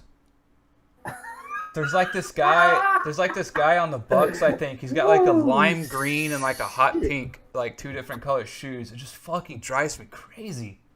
Is he playing right now? Yeah, he's on the bench right now, but he started. I remember when the game started, I saw him, and it was just absolutely bugging the shit out of me. It's like, we get it, bro. You're cool, man. We get it. Well, and that's the thing with Silver. He changed a lot of things. Under RP, Stern, it was like so strict. You had to wear this shoes, like official either NBA or official sponsored shoes, matching whatever. Yeah.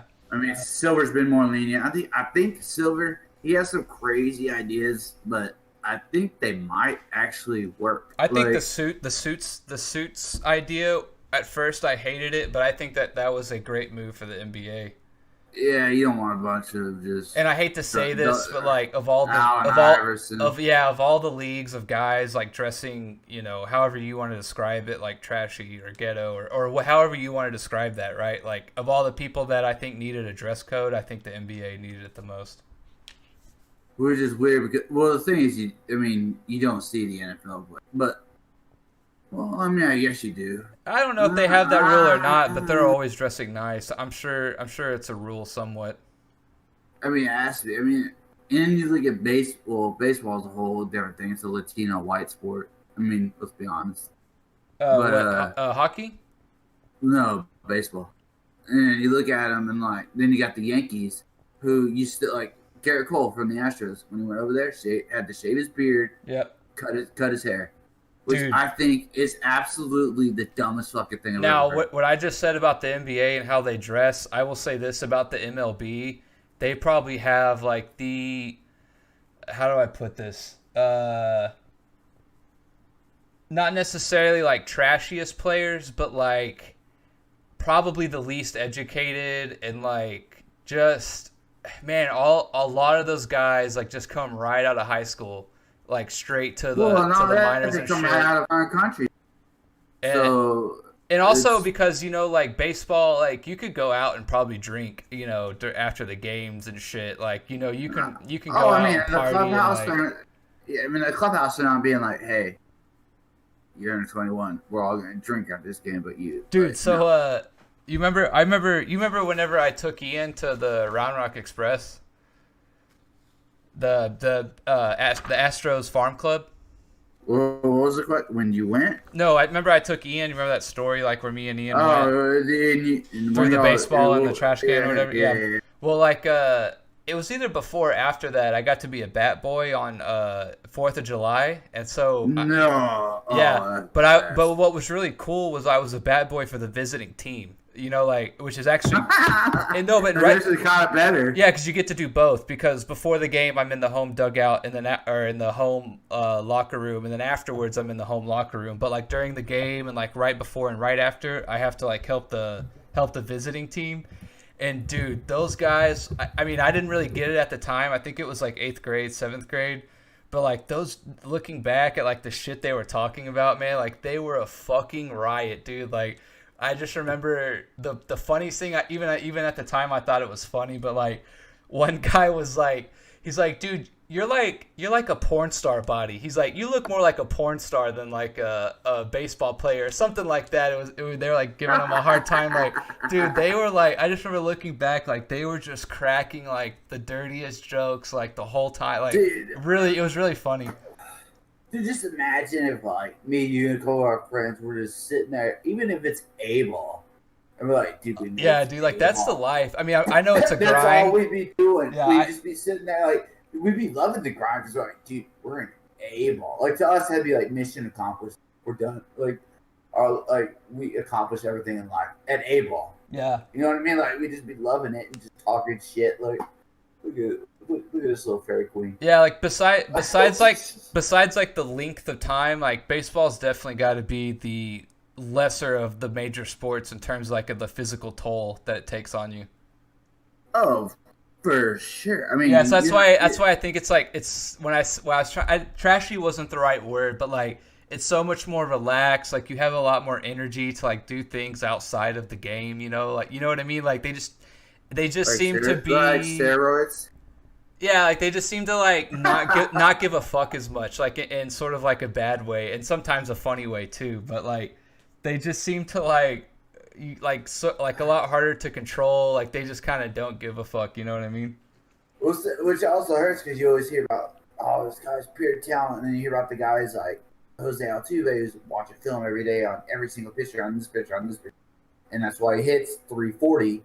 And then you got these guys who are just, like you said, not giving a fuck, and they're like getting by on talent, and they're hitting 280, chilling around. But it's like, dude, that's the difference between $1 million, or nowadays about $20 million a year. And like even though basketball like might have some questionable characters sometimes, I just think there's like less opportunity to like go around and fuck up because like you got to play fucking a hard 48 minutes the next day. Like you can't exactly be off. Yeah, maybe in your prime, some of those guys can do that, here and there. I mean, of course, we've all heard stories, but, like, it's just so much more of a grind. Like, I just think you can't do that quite as much. I mean, I got two. The first thing he said about stories, one, I thought of Michael. You're breaking up. Say it again.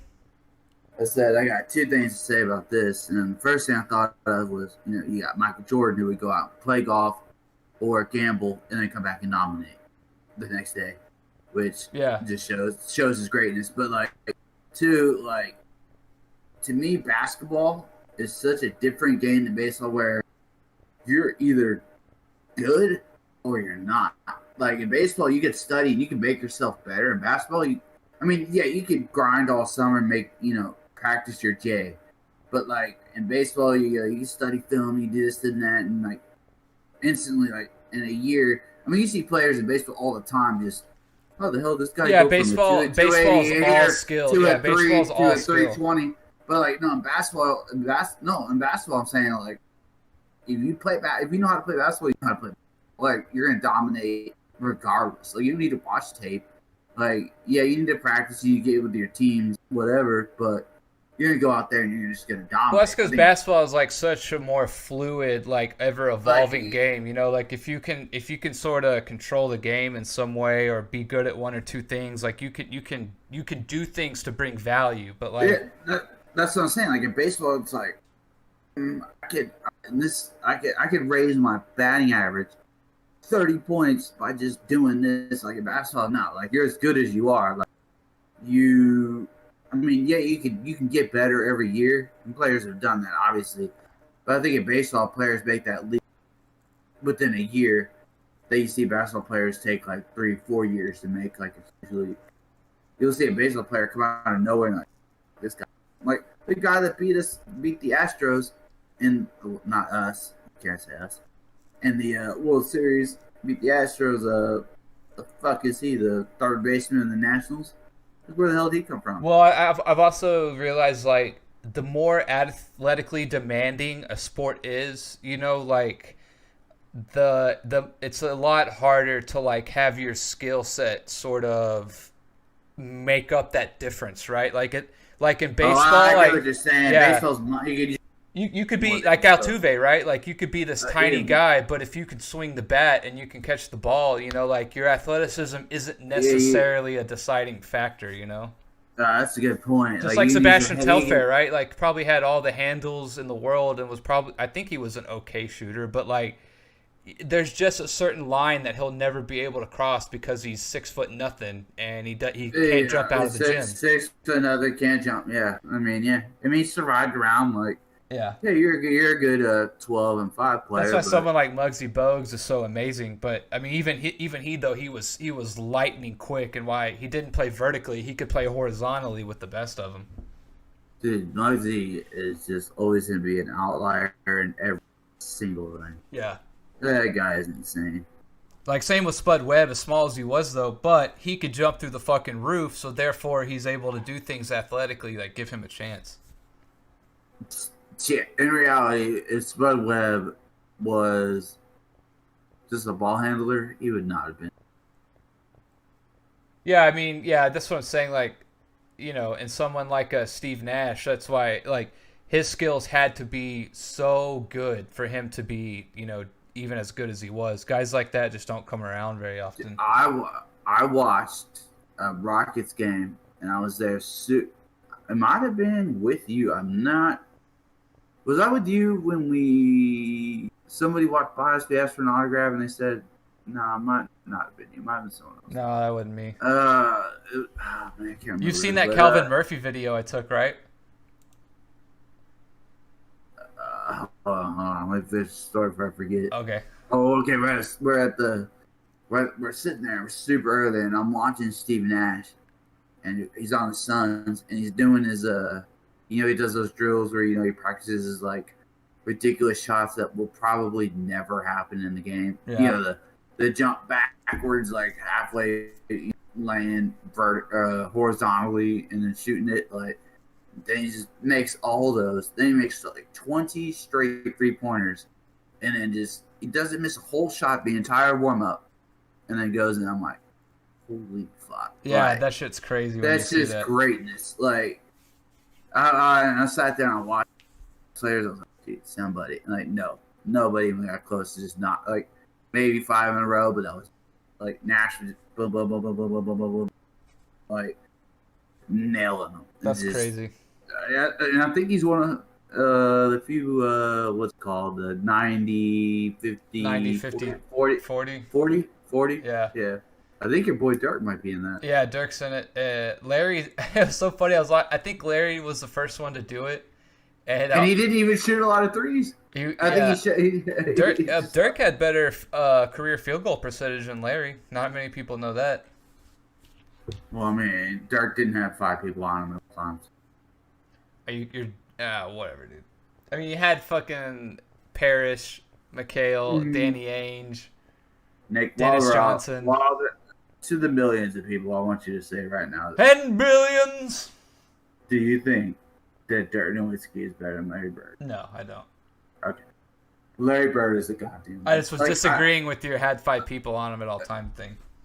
Oh, yeah, no, for sure. No one had people on him. But if Bird had 5 people on him, he would. I would say Dirk probably got double teamed more in his prime. Oh, yeah. Well, Larry I mean, yeah, you gotta look at the team around Larry. You couldn't take a guy off McHale, a guy off Parrish, or a guy off Ainge. Was it Ainge? Yeah, Ainge, Dennis Johnson. Yeah. Well, Dennis Johnson can take like the whole team off of. He ain't gonna do nothing. But Dennis Johnson's an underrated player. Everyone who ever like played with him or against him said he was really good. Like, all right. I mean, do you think he makes the Hall of Fame if he doesn't? No, I don't think he's a Hall of Famer. No, but that's not the point. The point is like, if you're good enough to where like other NBA players like have to respect you, like that's like above average. That's saying a lot. But to me, I think like, man, like how awesome would it be to be the point guard of the Celtics? Like, oh yeah, I mean, I'd be getting 12 dimes a night. That's what I'm saying. Like, dude, if you're the slightest bit quick or you have any knowledge whatsoever, like, hey. But that's the thing, like, you have to have the knowledge. Like, you have to at least be that good. All right, this guy's double team. I got 2 guys over there. I got this guy over here. If I drive this way, it'll pull the defense over here. I can pass it out to Larry. Like, if you just have the slightest bit of knowledge, I mean, even you could think that fast, like, and it's really not even that fast. You don't have to be genius level or anything. It's just kind of common sense that basketball players or good ones have like, if I just drive this way, it'll pull this guy here, and I can kick it out real quick. He'll get a shot off. Like Larry's gonna get a shot off. Like when you should that Gary Payton video, I was laughing my ass off because when he had a hurt back, and I was like, oh my god. Did you see the Terrell Brandon one? You didn't. I'll play the Terrell Brandon one right now in the background. Play it. Let's hear it. I'm not looking it up. No, I'll send it to you. Hang on. Yeah.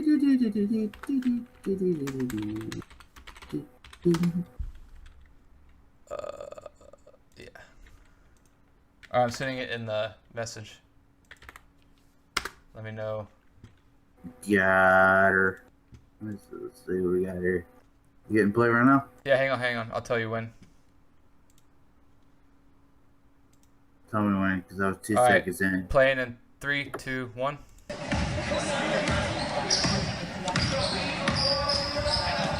So Bird. funny. Bird is a psychologically assassin. Wait, you say that. How can a person jump this high and out rebound you? How can a person just move you that way and make you a deficiency? How can a person jump and just, when we practice, he would be running around Boston Garden while we was practicing. That was psychological. And we was watching him running around. Psychological. In the Boston Garden. And it was like, why are you running? But he was from Frisch Lick. He was psychological. Oh my God, psychological. And Bird was just psychologically. And that's all he was, baby. He's getting in your head. They beat us. Do what? He's getting in your head. And he told me where he was going and where he was going to shoot. Nah. I won't hear about it. Okay. I won't hear about it. It was 92. I want to hear about it. 91-92 season. Damn, 91, 92. That's like his last year. Celtics. Yeah, I know. It was Bird, I think he had the bad back Parrish, by then. The great three, Ainge. Maybe and not. We was up 1. Okay. He said, "Who's guarding me?" As we come out of timeout. Now, Who's guarding me? Right. He says, "Who's guarding me?" I says, "Craig Elo." He says, Elo, wasn't that Jordan Stopper? Do what? Wasn't it Craig Elo supposed to be the Jordan Stopper? Yeah, Elo's known in the NBA for just constantly. He was Sean Bradley before Sean Bradley. Everyone hit game winners on him and shit. And I'm gonna get in the corner. Dennis Johnson gonna pass it to me, and I'm gonna hit the last second shot, and it's over. So funny. Come on, man. So I'm like, I told Joe Wood, I said, "Hey man, listen, the ball is going to Larry Bird. Everybody knows the ball's going to Larry Bird. Right. Just do whatever you can. Craig, Gerald, just cover him." Right. All Bird did was go like this. Psychological. See, it's leverage. It's not how strong you are sometimes. It's leverage. Yeah. He said, "Now look how hard that is." Yeah. Now somebody strong go, yeah, right? Yeah. Yeah. Right. You see how your I'm just waiting for this guy to say, "Young That's all I blood." need, TB. Right. Another Enough ball. space to catch the ball. Yeah. And his fingers was all broke. Hey, it's His fingers are all broke. The Nick Bull shot. He hit the shot. All his chemical, all them. I'm stopping it. I'm stopping Yeah, it. me too. 6'0" you gotta lean back. Dude, that's hilarious because I think I had my Nick developed that shot behind the header. Had to. Yeah. You're gonna go No down choice. to the low, you're gonna go down to the post of the big man. You gotta eat something. Oh yeah. I'll do it later. I downloaded like some funny like things that'll just play on screen, kind of like one of them's like Steven Seagal like firing like an AK or something like that, like just to put on screen. It'd be funny. It also helped. Wait. They're just like little things I can put on the screen that just kind of like play in the corner or something funny. It also helps you from getting like copyright strikes a little bit.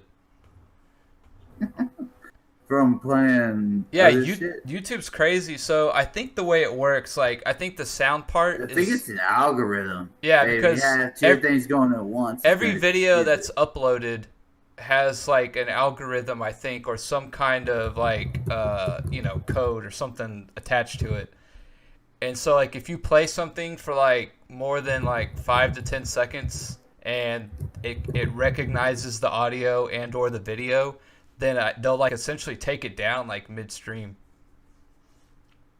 Well, It's pretty crazy. Has that even happened to you yet? Yeah, like when I first got my, when I first started messing around with streaming, I looked up like copyright free movies. Like essentially, I guess there are some movies that no one ever picks up the copyright on or something. They become public domain. That's the words I was looking for. And so essentially, you can use them on whatever. And I thought there was like this really old John Wayne movie that was part of the public domain, but I was wrong. Crazy. And so when I started They playing should it, have known that when it had John Wayne in it. yeah, I mean that's what I'm saying. At the time, I didn't know any of this shit, and like I literally started playing it, and like 30 seconds in, my stream just stopped and it took it down. I was just like, whoa, that's like the government's watching me, man. Like YouTube's got their eye on me. It's kind of it was a weird feeling, you know. Well, it's I mean, I listen to Joe Rogan's podcast a lot, and he talks about YouTube a lot. YouTube, and I think it's no, Twitter will just straight up let you put porn on Twitter. Yeah, that's Twitter what I find so crazy. Is like, yeah, but it's YouTube has these crazy rules, and he always talks about it because he has this. He's the number one podcast in the entire world. I think so, right? Well, there's a guy named PewDiePie who has like over 100 million subscribers. Rogan gets over something billion views. Well, that's like they're counting. I don't know. I guess you can measure different. Yeah, they're counting like a lot of shit, but I'm pretty sure PewDiePie doesn't really do like quote unquote podcasts though. He does like he just makes videos and like sometimes he'll stream and play video games, but Joe Rogan changed the podcast game to long form talking. Yeah, so like exactly how they count views and shit, I'm not sure, but yeah, I get what you're saying. Joe Rogan's like, so he's definitely up there. He was, and I know that a lot of his, he'll even say like, yeah, man, we get something million views per episode on YouTube, on the YouTube channel, and one of his friends was on there, and they brought an illegal back, and his dumbass friend that had actually dosed another. They do sober October, you know about that. Yeah. November and sober October. Yeah, so like it's like him, Bert Kreischer.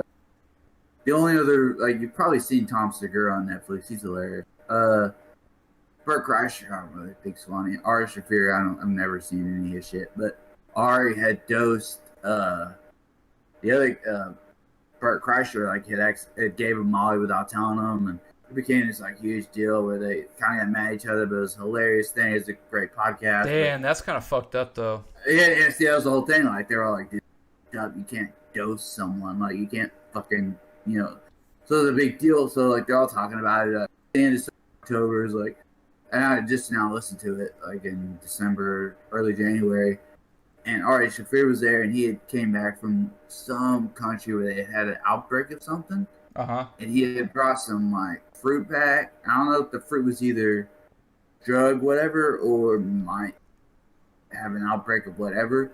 And Joe Rogan's flipping the fuck out. He's like, dude, I don't know how I started the story or why, but he's like, stop showing that fruit.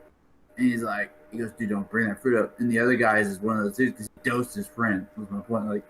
I'm like, dude, this guy's didn't show the fruit. And he's like, dude, if you do that, the whatever of agriculture and whatever, there'll be helicopters. I'm not even fucking kidding. And it's so serious. I was like, dude, yeah, whenever you travel internationally, they always give you that form. They ask you if you brought back any agriculture or any food or anything. Yeah. And he was telling me, dude, I don't think you'd get and I was thinking in my head they're that big. If you show that, Department of Agriculture is going to be right over your head. Real quick, I just saw Guy Ferrari at the Warriors game. Guy. Oh, the chef guy. Christ. Dude, fuck the Warriors, man. They're gonna end up pick. I know. Klay Kinda Thompson. All right, finish your story. Sorry, I didn't mean to interrupt. No, I mean that was it. Stopped showing it. He was freaking out basically the whole time because the dude had these fruits. I don't know if it was because there's an outbreak there or because they fuck you up or something. So that like the whole copyright thing too is like whenever Joe Rogan ask his guy to like look something up. You ever notice how it's always like off screen, and then they'll decide if it's okay to play or not, or they'll be like just play 5 seconds of it or something like that. Hey, Jamie, look this up. Jamie, look this up. Yeah, dude, man, I love it. Like that. I don't want to get on Jerry rant, but another pay to play thing, or this thing though, is if you pay the players, and if you make it the slightest bit, this is what I mean. I think we talked about. If you what? If it's incentive, if you pay the players and it becomes incentive based on points per game, I think it's gonna kill. No, they would never do that. They would never make it a points per game or like stat line thing.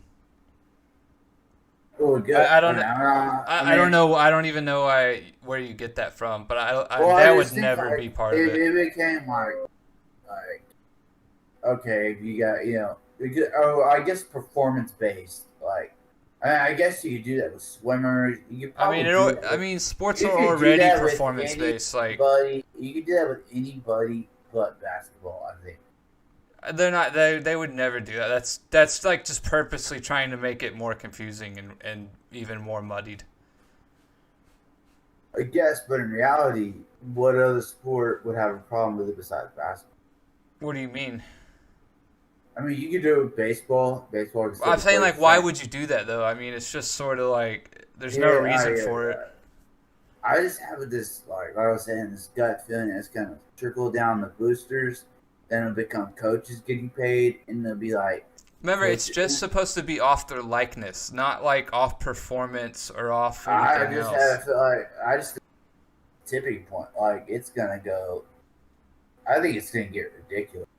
And then I don't know. I think the NBA is going to retract the one and done rule, too. I think they should. I mean, the thing is, like, you turn 18. It is weird because you get fucked over by drafting an 18-year-old Kwame Brown, but like you also get a Kevin Garnett or a Kobe Bryant. Yeah, that's the risk. Yeah, that's the business world, though, dude. Like, you got to take a risk. You should, as an adult, be able to try for a business. Like, it's such a weird thing to me that they're like, no, man. You gotta go do this, and that's why I think if you had this pay to play act, the one and done rule would actually make somewhat more sense. You're at least saying like if you go play a year at college, you can still make some okay change if you're like one of these top guys. It makes it not as bad. The whole reason guys want to go straight to the pros is for that money. So I mean, even though the top guys, we all know are getting something. Yeah, I know. All right, that's like another conversation, but. I mean, like, that's the whole thing about one and done is, like, they don't want to take a year risking injury for a degree that they're never going to finish or use or want or need, until maybe they retire or something. They decide to go do it for fun. But, like, the whole reason they don't want to go to the college for 1 year is because the risk is not worth the reward. Well, if you say, okay, you'll make some money off your jersey now and you can make some money off autographs and other likeness, like, okay, it at least eases that worry and that risk a little bit. It at least like gives them something. Whole, like, college thing like a little bit not worthwhile, but bearable. Like, yeah, okay, I'm getting some money, I'm paying. Just like in reality, like, all right, I'll like.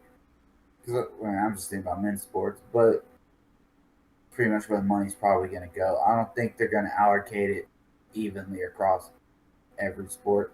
I think it'll have to do with. Well, no, I mean that's saying you can't. That's why I was saying like everybody gets a check. All right, so no one can complain and say that the NCAA paid these guys more or paid them more. Then if they make extra money off of their likeness, I mean that's just business. Like you can't say, well Johnny Manziel, he won a Heisman and he plays quarterback for A&M and he made more money than me as a swimmer over at Texas State University. Yeah, no shit, retard. Like what do you want from us? Like I mean, what you want us to go take money from Johnny Manziel and give it to you? Like get out of here, dude. Yeah, like why do you think Manziel's going to be on the because if that happens, they'll be able to release. I remember they stopped making. I don't know if they stopped making NCAA 2K or whatever it was, but like as soon as they stopped taking away the players' likeness, because remember a bunch of players sued them because they were getting no money for it. But you could tell who Tim Tebow was in the game. You could tell who, like, remember, like, Yeah, Patrick exactly. White or, Oh, like, players who's, like that. who's number 15 for Florida? I have no idea. Yeah, exactly. His You know, run, like, his run power and break tackle's 99, Hey. but I have no idea who he is at quarterback. exactly. Like, you know, like, okay, and then they stopped that. I don't even know if the game even comes out anymore, but if Manziel ends up on the cover, like, yeah, you know, like, if they're, you know, whoever's the next Manziel, like, That's what I was saying. I mean, I don't know anybody's coming in this class, but these guys like, turn 18. Like, this picks up steam. Eventually, the players are just going to unionize and make a players' union, just like the NBA or the NFL. You know, like. Well, they try.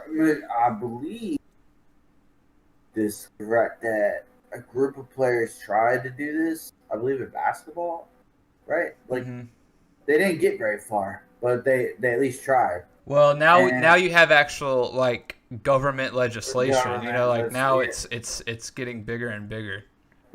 But yeah, I mean that might have been like honestly the start of it because I mean I remember them trying and then just it didn't really go anywhere. That's what I but mean. Like that's why I said they have need to pick up unionize all at steam, once. And yeah, you're right. They need to get behind them, or they just need to basically just mass unionize themselves. But it's hard because it's like, yeah, cool, but we're in contention for a national championship.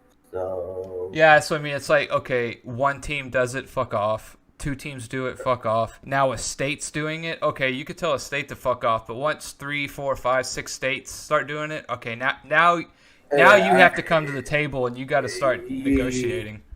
You really can't have the big boys like Texas, California, or Florida doing it. Yeah, Like, because then what they'll like do is they'll Mississippi's doing it. Like Yeah, all right, they'll cool, say, fine. Mississippi, get the fuck California, Oklahoma, Texas, Ohio, Florida, Alabama, and New York. We're gonna make our own new college, our own college oversight committee. You know, like we're gonna call it the pay to play colleges. You know, like, and we're gonna pay our players. Like the NCAA just became dead. You know, like no one cares anymore about that. All the best players are gonna go to that new college or that new program.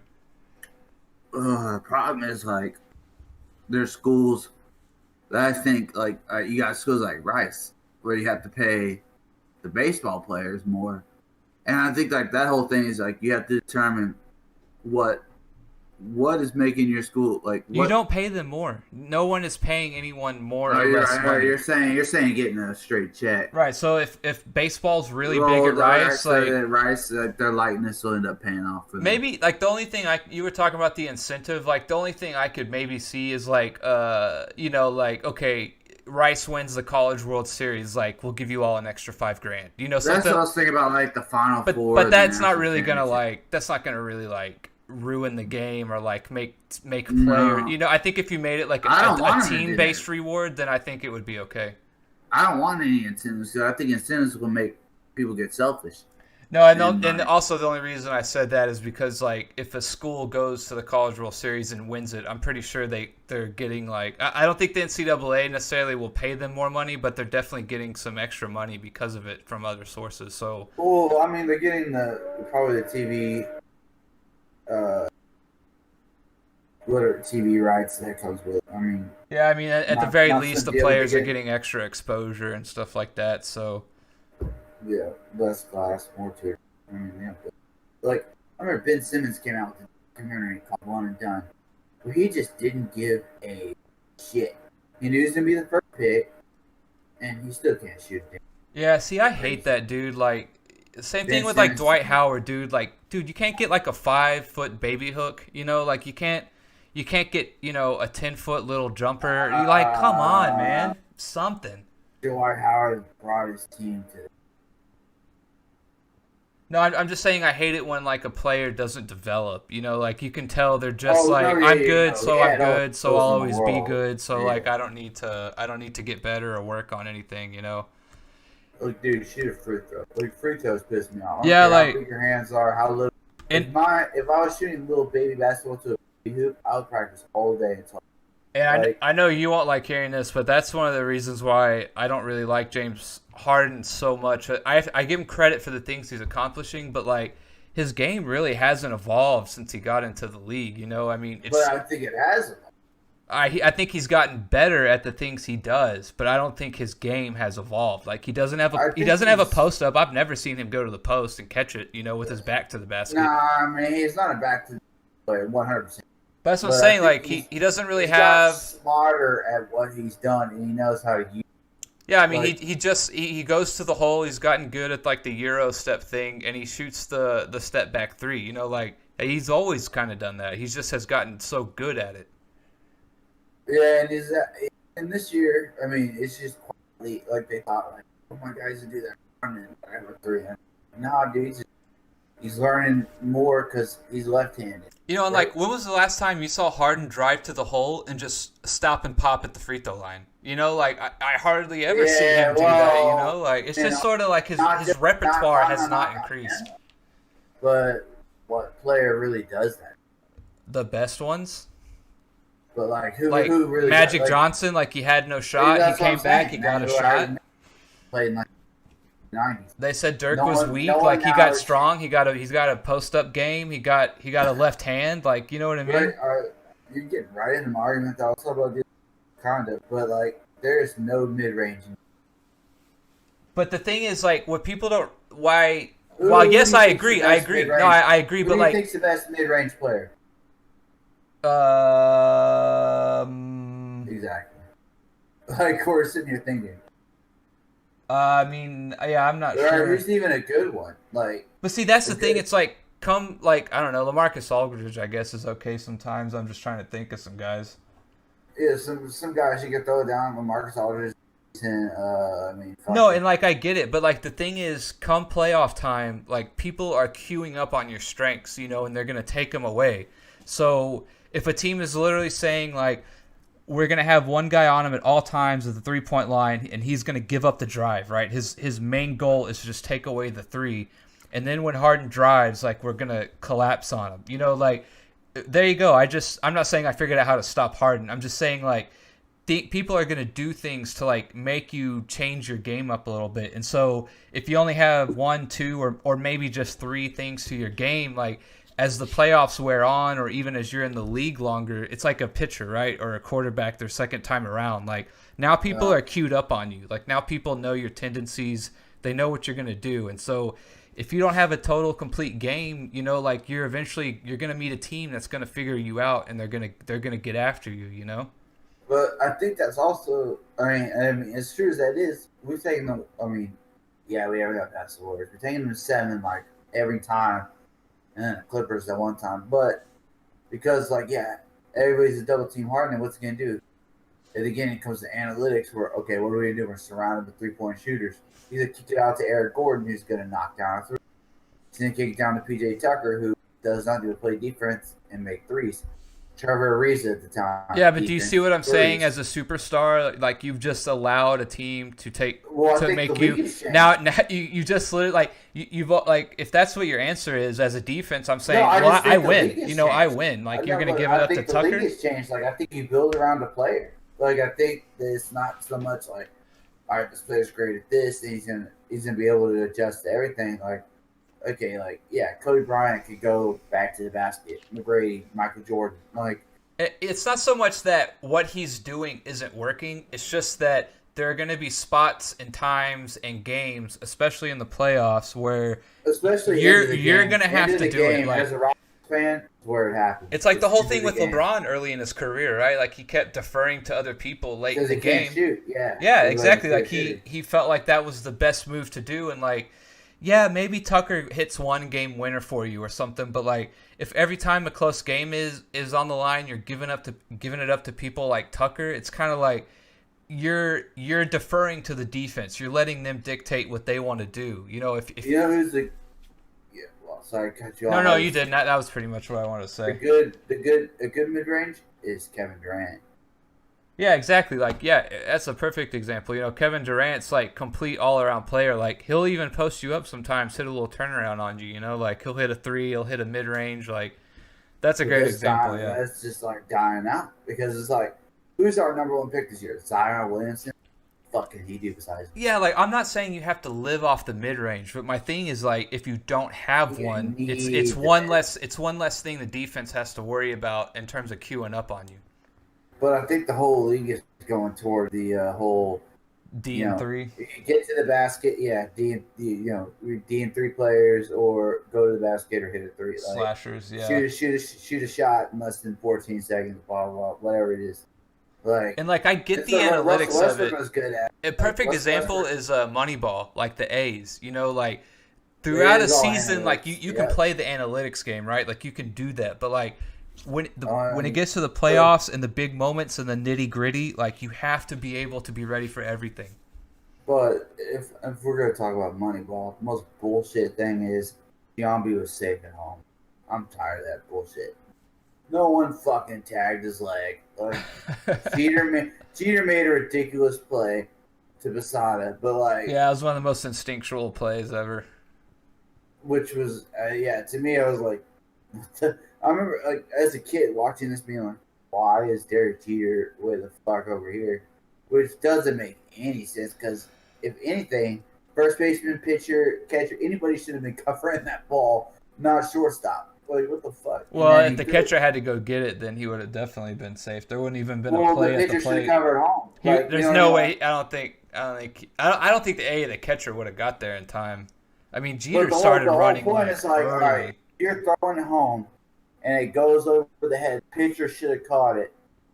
Why was Jeter over? Why was Jeter backing up the pitcher? Instincts, dog. He wasn't backing him up. He cut it off because it was a bad throw. Right, but like, if anybody should have been cutting it off, it should have been they would probably have thrown it to first, or they were throwing it home. But I mean, catcher's job is to stay at the home plate. I mean, there's no like the catcher's not leaving home plate. The pitcher threw it to home, which I thought was like Jeter had no business being over there. And then, but when you look at it, that's why it's such a good play. Probably just step on home like that play is always going to be one of the most ridiculous plays ever. But I mean, I think the A's got robbed. Especially that pitching staff. I think they could have won, and the Moneyball would have been a whole other thing. But you're right about the analytics because, I mean, fuck, man. I mean, look at all NBA teams now. Like, I mean, you got Drummond, right? Like, you look at Drummond. 10 years ago, Drummond would have been a beast. Let's just throw it down to him and let him fucking score. And the dude still gets, 15, which is ridiculous. But he's just a monster down low, and like, nope. We're just gonna play whatever. I mean, I don't even know who the hell is on to but he's hurt. Like, and who you gonna throw it down to? Like, who throw it down? You got Embiid, but Embiid will step out for threes. And every once in a while. Yeah, the game's just changed. Like the tempo and everything is just different. And I think a lot of that had to do with Don Nelson kind of sped it up, and then Steve Nash on the Suns, and I think a lot of it too. Like, one thing I've always said is like, in terms of basketball, like I've never like really liked having like a 7-footer kind of, like they just tend to break down. Like they're just, you look at Embiid. Embiid had like the knee problem and stuff. Like he broke down. He just had his first couple healthy years. No, I know, but I mean, they just, it's hard for them to stay healthy. Like they kind of lag around. It's just, I don't know. I just have never been a big fan of like the big guy, the big man. I mean, I think if you take between 6'10" to 7 foot, it's all right. But like everything over is just monster failure. Like you look at Yao Ming's, Bulls, Ralph Sampson. All of them, same injuries. Yeah, but even those guys, like I just think back and like they just all seemed also a little more athletic. Like Samson was like could run. He wasn't like a heavy guy. Samson, great player. Embiid, like he's just even though he's not like a quote unquote like fat guy or a bulky guy, he just kind of lumbers around. I just don't like that. He does. He lumbers around. Well, what bothers me is like it seems like he goes to those spurts where he's trying and he's not, because you'll see him when he really wants to. Like he'll take the ball like a point guard and drive you to the hole. I'm like, which is pretty impressive for a 7-footer from the 3-point line. Like, in which 7-footers have now, like, they developed like they can dribble. Like, it's, that's also another thing with, they might not be able to post up, but down they can dribble. Like, the opposite hand of the whole thing.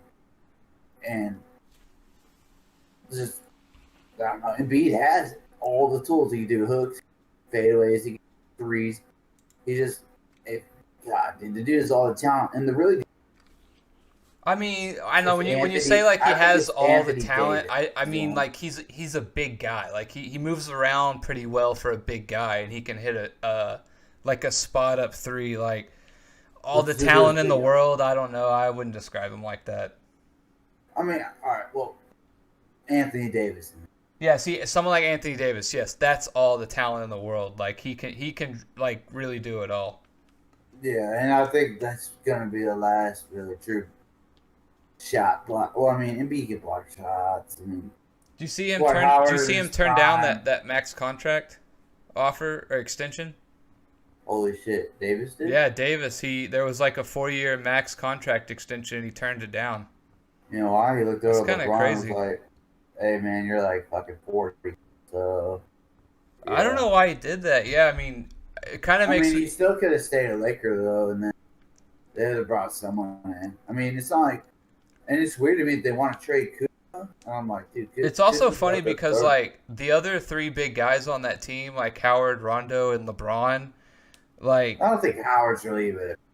Well, no, but I meant to say like personalities. Like those have been guys. I mean, maybe not LeBron so much, but like I think definitely LeBron can and has rubbed some people the wrong way sometimes. Oh, and Rondo and Howard. Yeah, and Rondo, and I'm just wondering if he's like, just like, I really makes me wonder if he's like, I'm gonna wait and see. Like I don't want to commit 4 years to this team. Like I could see this blowing up pretty fast.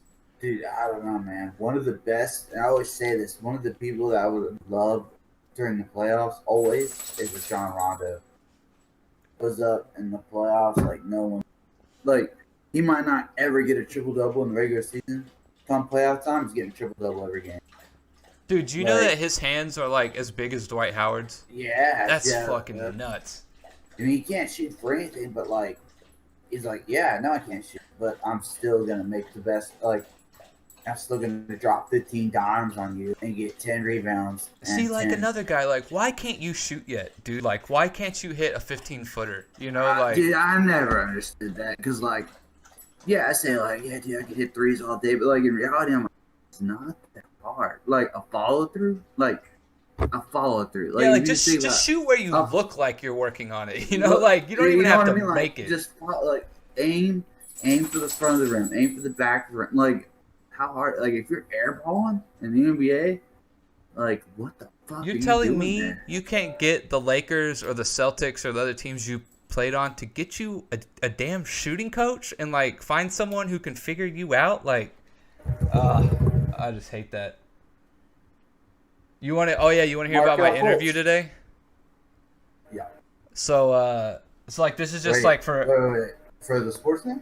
No, yeah, for a youth coach, youth basketball coach, like, just because I want to, right? I mean, I love coaching basketball, so. Junior high mainly. Oh man, okay. Yeah, I mean they're kids, dude. Like what? Yeah, I don't know. Who else am I gonna coach? Where you're like, oh yeah, I'd love to coach them. Like I got to start somewhere, I coached like 6, 7, 8-year-olds, and it was. Oh, no, they'd probably be easier than junior high kids, to be honest. Oh, they were easier. Ian just basically told me, he goes, look, foul every time, and basically, like, God damn it, Ian. No, it was he's like, he got him to basically look, he's like, foul every time, like, they might not call it. And you really tell him foul every time. But he got a good game plan, he's like, look, don't ever let him have. It was basically like, no easy shots, 80s basketball. But it's like, if they go the whole, like, just foul, like, make them shoot outside. So, like, everybody just stay in here, whatever. Because no kid's going to shoot outside at that age. Unless, dude, in this interview, we were literally talking about, like, bad coaching. I'm literally thinking of that right there. Like, if you ever like, he was telling me like coaches, you could tell like aren't trying to like teach the game, like it's like, yeah, I know exactly what you're talking about. Dude, you want to know who didn't teach the game? Think about our Bonnet coaches and how bad they were. They didn't teach jack shit. Yes, like, very true. All they did was teach. What was it? I can't even remember like a single play we had. No, there's only one hero, but the other one was slipping my tongue. It was something. It was like just this weird thing where everybody set picks and moved and it jumped to the corner. You know what I mean? And they came back and they set a pick and then bounced out. You know what I mean? It was the same bullshit. Yeah. And it's just, we only had one fucking formation. I was like, this. I remember telling because on B team we had Ellsworth. Like, you just tell him whatever. I was like, Coach Ellsworth, this is fucking stupid. Like, I remember I told him one game like we were losing. This shit ain't working. Like, I'm not doing this. And like I was point guard, so I was like, well, he's like, what do you mean you doing that? I'm not gonna. And then like me and Ian just like started hoisting up shots. And then Ian was kind of shy hoisting up shots, but I was just hoisting. And I remember thinking, I was like, could we run? Dude, do me a favor. Flex. Do me a favor. Go to your. Are you on Discord right now? Yeah. Go to your settings. Flex offense, by the way. Is what we ran. Yeah. User settings. Can you hear me? Okay. Yeah. Go to your settings and go to your input sensitivity and drag it all the way to the left. Dude, that's probably a good idea considering I'm using a fucking cell phone. User, is it in voice and video? Yeah, settings, voice and video. All right, input volume. No, input sensitivity.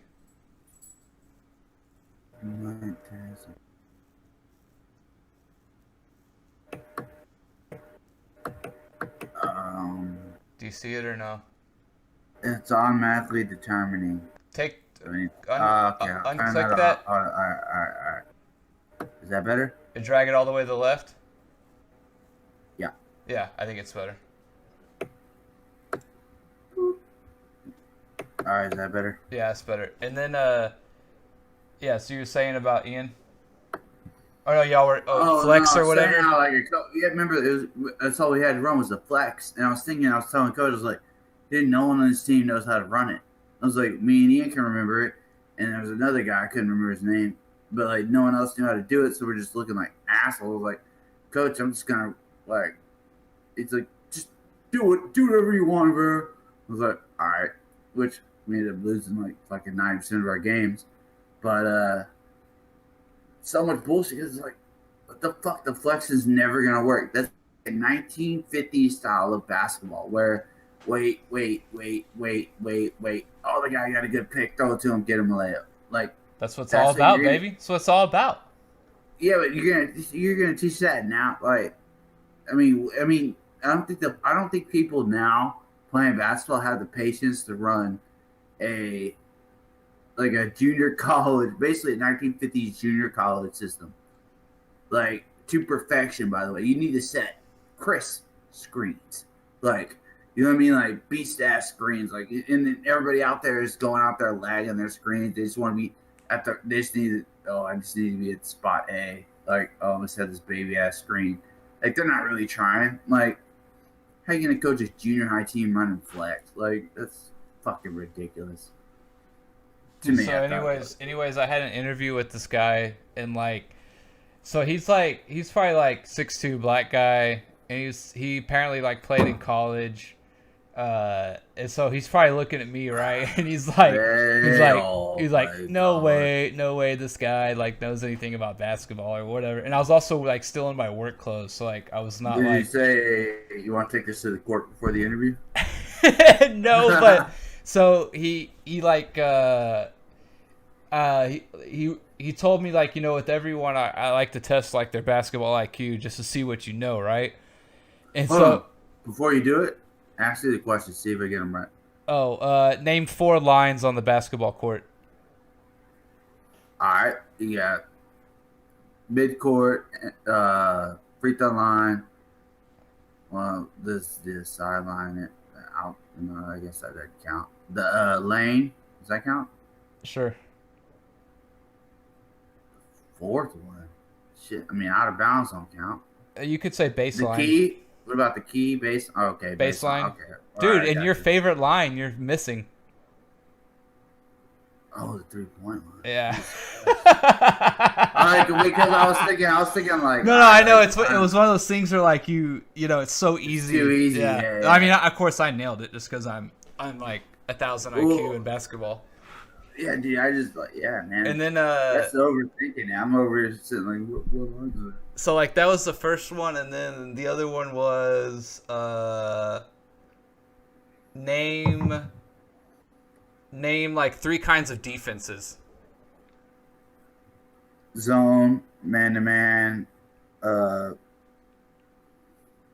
mean, there's like 50 types of zones. Why am I forgetting? Yeah, press defense. Yeah. You got it. Okay. And then use like name like 3 different kinds of traps or full court pressures, like you were saying. Presses. Okay. Sorry, 3 presses. I mean, I'm not going to. Yeah. So like I was like, well, I mean, but I was like, you can go 100, 75, or 50. Court, press. You can press them as soon as they cross half court, right? 50. Yeah. Yeah, and then there's full court. I mean, I really don't know. I mean, Yeah, you I was like, the corner, right? The corner. Isn't that one of them? Corner trap's more of like a half court. That's more of like a half court defensive setup. Not even a 50, but just a regular. I think the 2-3 trap. 2-3 traps is what you're thinking of. I think it's just general rule though. Like if they're in the corner, trap their fucking ass. Like I think that's kind of a general. Yeah. I mean, it depends all on what your setup is. I mean, everyone's got to be on the same page for anything to work. Oh, that's true. I mean, But I was like, 1-3-1. You could run a diamond in one, and he was like, all right, I got you. He's like, I can tell you know your stuff. You're named in the different zones, like 3-2. You run a 2-3. You run a diamond one. You can run a what was it, 4-1, or you have the guy up top. A box and one, yeah. Yeah, box and one. You just have the guy up top pulling everybody around, like. And then I got a little nervous. He like actually handed me like a pen and pad paper, and he was like, draw up 3 offenses, and I was like, oh shit! Like I knew I had 2 in my head, but I was like, oh, I need a third one. So I did like a motion where it's essentially just like a guy at the top, 2 at the wings, 2 at the box. The point guard brings it down. You got a point guard coming up, and you got the guys at the bottom, and they got the guys at the wings. Well, I was telling you in the middle, literally in the middle. Well, like I'm trying to like draw this out in my head as you're saying it. Oh, well, I mean, motion depending on the coach or whatever you're running, motion could mean a million things. Depending on how you run it. But essentially, yeah, like you have your basic setup. And then I like to start with the post guys actually up top, and then when the guard comes down, they pick down. He drops. Yeah, the wings come up, and whichever direction you pass it, right? So if you pass it to your right, then the guy on the right block picks away to the other big man on the other block, and the point guard who just passed it picks away to the other wing, and then This from is there. almost like flex. Yeah, I mean, yeah, it's probably the same. I mean, in junior high, they tried to teach us like plays we'd run in high school. Which That was one of them. Too hard. I think it was too dumb to teach us flex. Like, did y'all? I mean, even when I played on A team, we didn't run flex. We just fucking preached. I remember thinking like motion's easy as shit, right? I remember thinking that when I went to go coach Caleb in like 1st and 2nd grade or 2nd and 3rd grade or whatever, and so we were like sitting there, and I was like, okay, guys, this is motion. And I was thinking like, oh, they could get it, just simply pass and then pick away. Like, it's not that hard. And they were like, yeah, like 20 seconds in, I was like, okay, I need to reevaluate this whole situation. Dude, it's hard. I remember in junior high, like, even when for some reason, it seemed like you were suspended the whole entire year. No, that was football. I played a lot of basketball, but I missed a lot of football. I didn't want to miss basketball, dude. But football, I was like, whatever. I played a couple of games. I think I only played because you got suspended. That might be right. Yeah. So Coach, what was his name? The guy that got caught watching porn with his buddy. Did he? The weird one, the white hair. Yeah. Not Boudreaux. He coached football. Yeah, Boudreaux's buddy. It was another B, wasn't it? Damn, he coached football. I think he was a good football coach. He wasn't a good basketball coach. But I could just see them like you're calling in a reliever like during a baseball game, like slapping his wrist, like send in the Twins, give us the Twins. We need some depth. Well, no, like I was like, what was his name? Because he goes, "Did you just hit 10 straight free throws?" I was like, "Yeah." But to me, I was like, in my mind, I was like, "Is that supposed to be hard?" What was his name? name? I remember Boudreaux and Pat. Yeah, it was a B. It was. I could have swore it was a B. Boudreaux and. Because he's somehow related to Miss O'Connor too. Man, he was a way better football. What did he coach in football? 8th A or 7th? It's not Dupin. You're not thinking of Dupin. No. Dupin was always a B. A B team coach. Poor Dupin, man. No, not Dupin. I'm thinking of Dupin's assistant. The guy who was like waiting for Dupin to retire. And like, no, yeah, not Dupin Lockhart. Not Lockhart. Yeah, Lockhart. I remember Lockhart. Lockhart was a good guy. He didn't get in trouble, did he? He gave us one of the biggest ass rippings. Do you remember that? He didn't get in trouble, though, for that stuff you just talked about, did he? No, I don't think so, yeah, because I went there not too long ago, and he was like a year away from retiring. Boudreaux and Pat. I don't know. Something like that, dude. Dude, we had him for history. He did science, too. Science, you're right. It was Boudreaux and fuck, man, he coached football. He's a good football coach. Because I remember he'd have us doing these drills. I was thinking, like, man, these drills are stupid. And then the game. Are you thinking of the guy who went to Deer Park eventually? No. Not the bald guy, right? No, not the bald guy. Because he was cool, too. I remember liking him. Even I remember thinking Lockhart had so much knowledge, but never got his chance. I was just thinking this, like. Looking back, you realize those guys are just, like, normal guys, you know, like I mean, Dupin obviously knew football, but like it's just funny you look back and like Dupin, no. Lockhart was more of a basketball guy, though. I remember. But like, I just remember, Dupin, man. I'm gonna go scout, and we're like, and I remember thinking even then, you're gonna go scout, like you're gonna go junior high, yeah. You're gonna go watch their 7th grade team because this is what it was. The 7th grade team's gonna run the same shit as the 8th grade team, so it's like. Are you fucking serious? Like, okay. Go right. Like, to me, that was crazy. He's like, all right, here's what they do. Blah, blah, blah. And it's like, he was always right. It's like, fuck, he's right. Dude, the best thing about 8th grade was, like, we were 8 players deep. And, like, I don't know why, but, like, I loved that, man. Like, I think that. What, in basketball? Yeah. Not even. Y'all had, like. 7. Yeah, sometimes we were 7 or I think even 6 once or twice. Because it was. The starting five was like Calmer, you, Nathan, Britton Smith, and for some reason Britton Smith. Blake Lynn was there for. Well, he was just the only decent Blake Lynn was there in athlete. 7th grade. He left in 8th grade. Yeah, there was one more. I think LeBlanc played like a game or two with us. LeBlanc played it, they immediately moved him down. But yeah, you're right. I mean, no. He stayed because he didn't score a point all year. And I remember I've told you this story. I came up there. And everybody had known the story, and I was like, and coach, we were getting our ass whooped by friends with the coach, wanted us to run 0, just to like not get killed by 80, just get killed by 40. I was like, fuck that, because I got to play point guard because like, dude, yeah, you're down by 40, man. Dude, you got nothing to lose, man. I'm jacking it up. I was like, I go LeBlanc. I was like, just like I'm gonna bring it up. I'm just gonna hit you like real quick, and he panicked. He banked a 3 off the backboard. And then, like, Britton Smith's dad, you remember how loud he was? He's like, yeah! Like, the Blow's first points was like a bank 3-pointer. And then I was like, all right. And so I told him next play, I was like, all right, I'm going to hit you again. And he drove the ball and just completely bricked a layup. But he got fouled. And then he made 2 more free throws. And Britton Smith's dad said, that's the way you're doing it, bud! That's the way you're doing it! Like his dad, Britton Smith, he was adopted. His adopted dad was so fucking loud. It was just crazy. Because it was like, well, that's the low season high of 5 points. I remember I didn't want to say anything. I was like, dude, I passed the blows, scoring for the year in this one game. Dude, man, Right. but playing like only 7 players deep was so much fun, dude. Dude, Like who, looking who back. else was it though? All right, so it's Comer, Britton, Blake, me, Hammond. No, Blake wasn't. Blake left in 8th grade. Why do remember? I remember Blake? Maybe 7th. No? Thinking of 7th grade. Yeah, you have to get 7th, man. He left in 8th. Oh, you had Daryl? Did Daryl play with you? Daryl Savesky? He went to Deer Park, didn't he? No, he went to Bonnet, man. He was our quarterback. Daryl Savesky. Hammond and Daryl Zavesky were alternating quarterbacks. Why do I not remember Daryl Savesky being at Bonnet? I think he played 18 for real, no joke, just because of athleticism.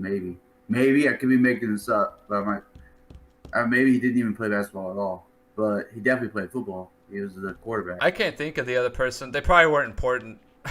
Because it was like really like you and Hamilton played basketball. Comer had his No, decent you can low-post stop game. right there. You No, can no, literally I mean, stop like, right there. Like until Comer, went up against Box, like he had his decent enough. No, but I'm saying Yeah. like me and Hammond were the only guys who like probably like in the off season like we actually liked to play basketball. Like actually basketball was even like knew. our thing, And I think Britain made it off of pure athleticism. Comer played basketball like I played football in junior high. Like I did it just because Yeah. I guess I was good enough to play and my friends played and like it was fun. So like yeah, I'll play.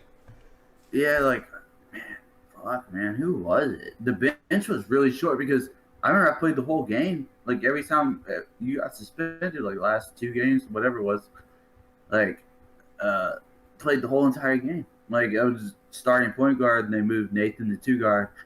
For some reason, LeBeau got a lot of playing time. Maybe So I maybe think LeBeau was there in 7th, 8th LeBeau, grade. I think LeBeau. Well, no, because LeBeau played a lot of B team.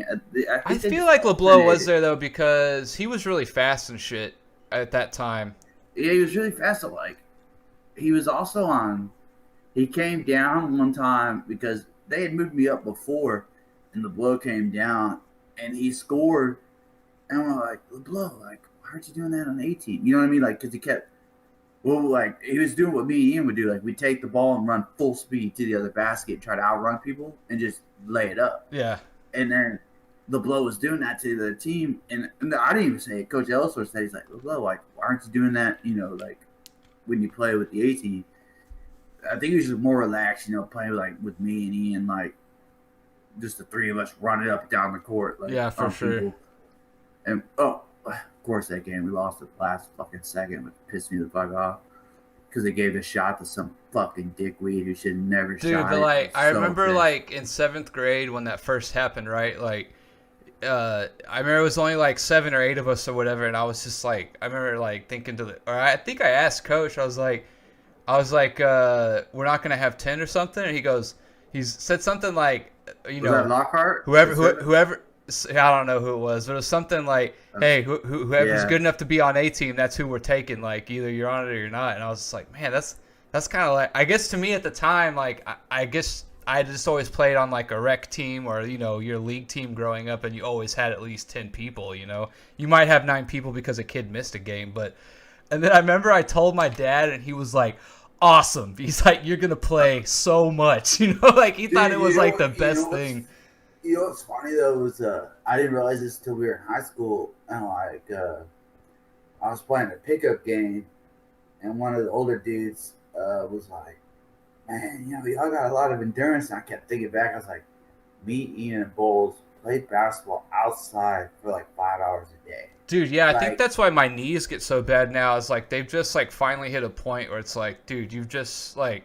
And not only me, but like I'm obviously like for the time, like I was a little bit of like a bigger guy, like a little more stocky and like. But thing is, like I cut hard, like I had a quick first step and shit, like it's not like I was playing, I was playing guard in a kind of a little bit stockier body, like that. I Yeah. think that shit's definitely taking the toll. Dude, I don't know. I mean, I fucked my neighbor just fucked there. Like, fucking. I remember when and then Hammond came up to me and we were playing with like Akers and him. He's like, "Yeah, man, you're doing good. Like, just a lot of these people just get tired." He's like, "You and your brother never get tired." I'm thinking, it's the same shit. I was like, I want to yeah, dude, we've been playing Dude, outside for we'd like eat 50 years. nuggets and then go We- play we- ball, dude. we let our other friend Gilbert die on the ground, and we're just going to play basketball. Like, Dude, yeah, like for sure. It's so funny too because like I was never the most athletic kid, but like man, I do remember like I could play forever. Oh, you know? yeah. And that's what I remember now because, like, anytime I get out of breath, I get mad because I'm like, I used to never get out of breath. I remember like, they'd be like, hey, we're short an N64 controller. So one of us would just Run down the street. run down the street, get it, and run back, and like, you know, we A wouldn't be minute later, like, yeah, I got it. Like, we wouldn't even be like that. We'd just be like, all right, here's a controller. A We'd be little, like, wipe a little sweat off our brow, and it's like I'm good to Yeah. go. Can I have some water? That's about all I need. what kind of chips are those? Yeah, Dude, but yeah, I remember, dude, some of the best days were like, we'd go to Bonnet from like noon to 5, and then we'd go to the high school from like 5 to 9, dude. Like, it was like the best time. It was ridiculous. I mean, it wasn't really 9, but it was like when it started No, getting yeah. dark. Yeah, we played like Right. another 2 or 3 hours at least. I think it was open till 8 or 9, though. I hated towards the end though. It seemed like because the Bonnet Open Gym was really big when we first started going, and towards the end it was just like maybe it's because we were older and then everybody was younger. Because I think whenever we were playing the older kids, like we got more up for it. We're like, oh hell yeah, like let's try to beat blah blah blah. But like, I'm like, oh this. Oh, sucks, dude, and That- like, I guess this is now creepy now that I say it, but like, remember the volleyball chicks would be playing on the other side too. oh, for sure. And since I did, that was half of the reason we went. I can't name drop, and hopefully no one heard it. Oh, Since I that's dated all one right. of them, since like I was just totally okay with it, and just be like, hey, look, and I'll just be like, oh my god, this is so awesome. Like, you're gonna be up here every day. I would be up here every day. Like, Dude, yeah, man, yeah, it's crazy, dude. And like, we walked everywhere, like rode bikes, man. Looking back, I always dude, thought like, about that. I'm like, dude, what happened in rainstorms? And Ian's like, we walked home. I'm like, yeah, dude. Yeah. I'm like, that's so dumb. Like, not like, even you think twice, you know? Like, well, the quicker we start, I guess the quicker we get home. Yeah. Or no, we jog. Sarge's Heroes ain't gonna play itself. Exactly. Better bounce this one before Sarge's Heroes 2 comes out. Dude, yeah, but anyways, what was I saying? So I was at the interview. A-team. Oh yeah, the yeah. A team. Yeah, that was fun. But I was thinking like, so I'm interviewing this guy, and like I drew the plays up pretty well, and he could tell knew what I was talking about. Dude, you asked me to draw a play, I can't do it.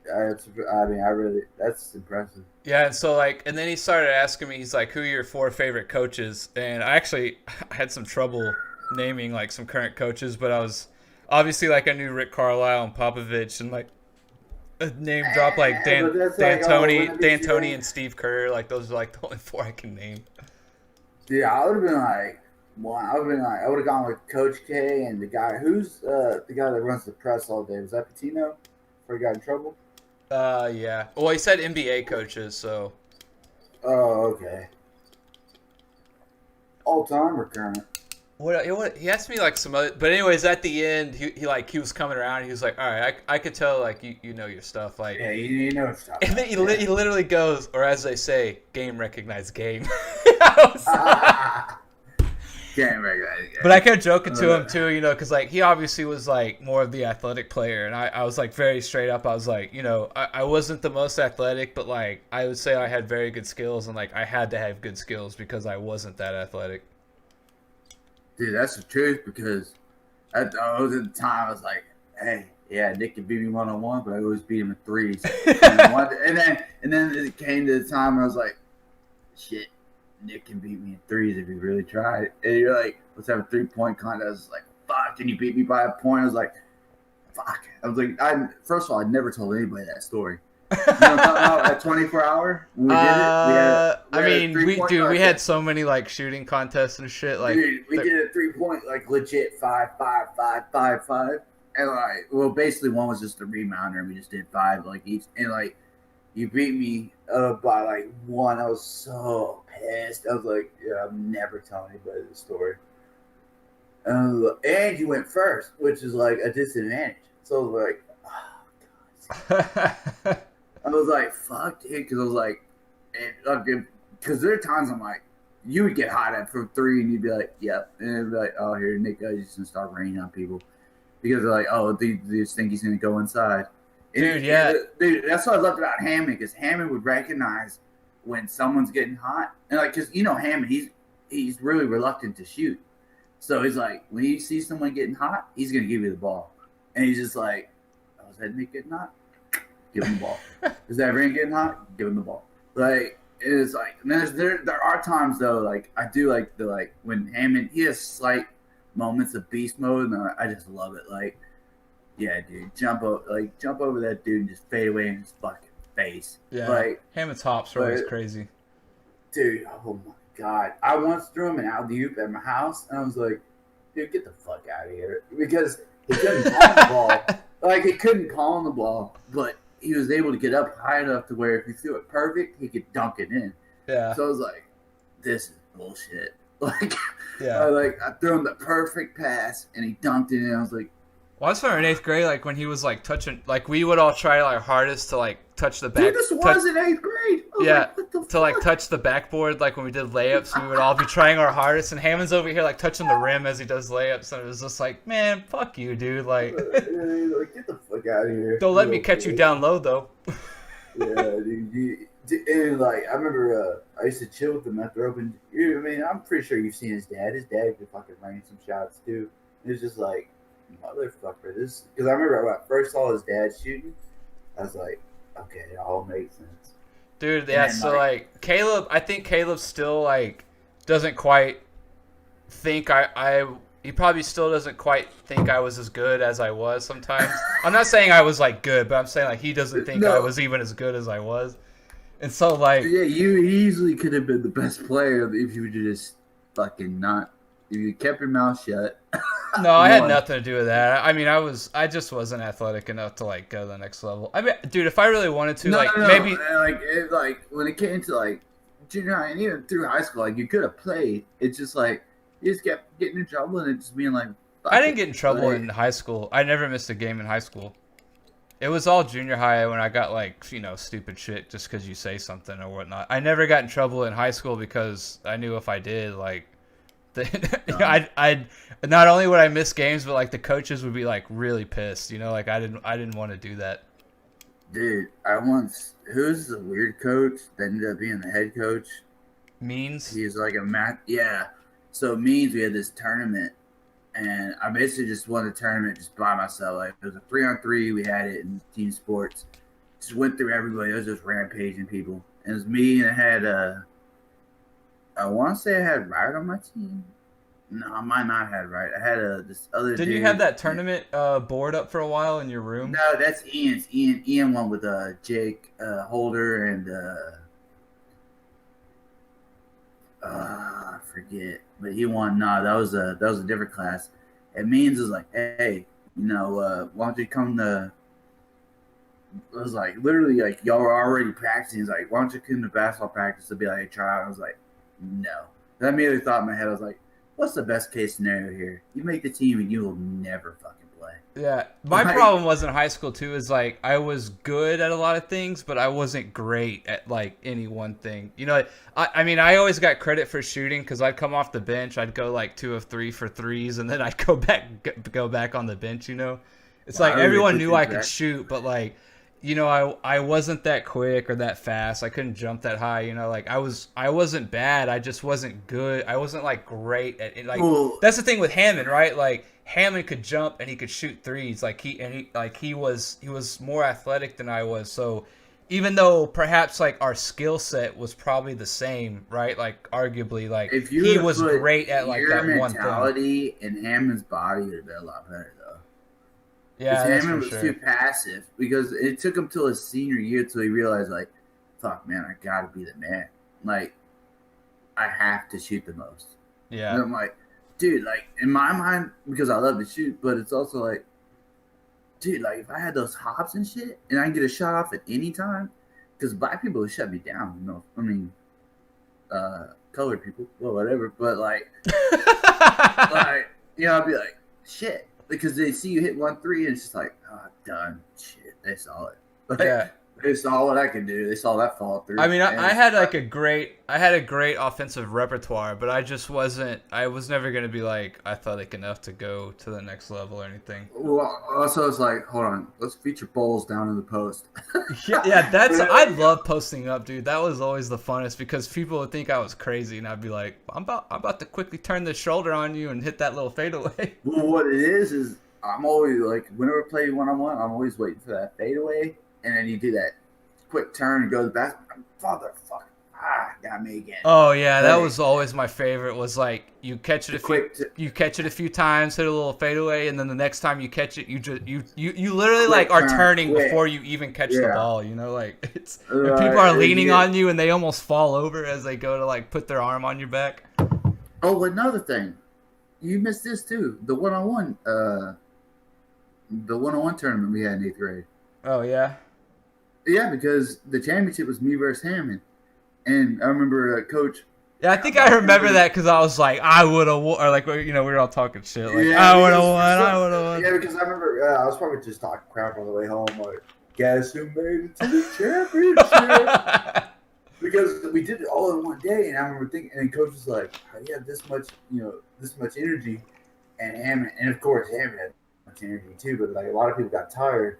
Like Britton got tired. Connor Dude, got yeah, tired. there was no excuse for people getting tired in junior high. Yeah, and I was just thinking in my head, like, dude, look. And to be honest, I had no skill. All I was doing was shooting threes and just backing up. If they Oh, dude, Esteban.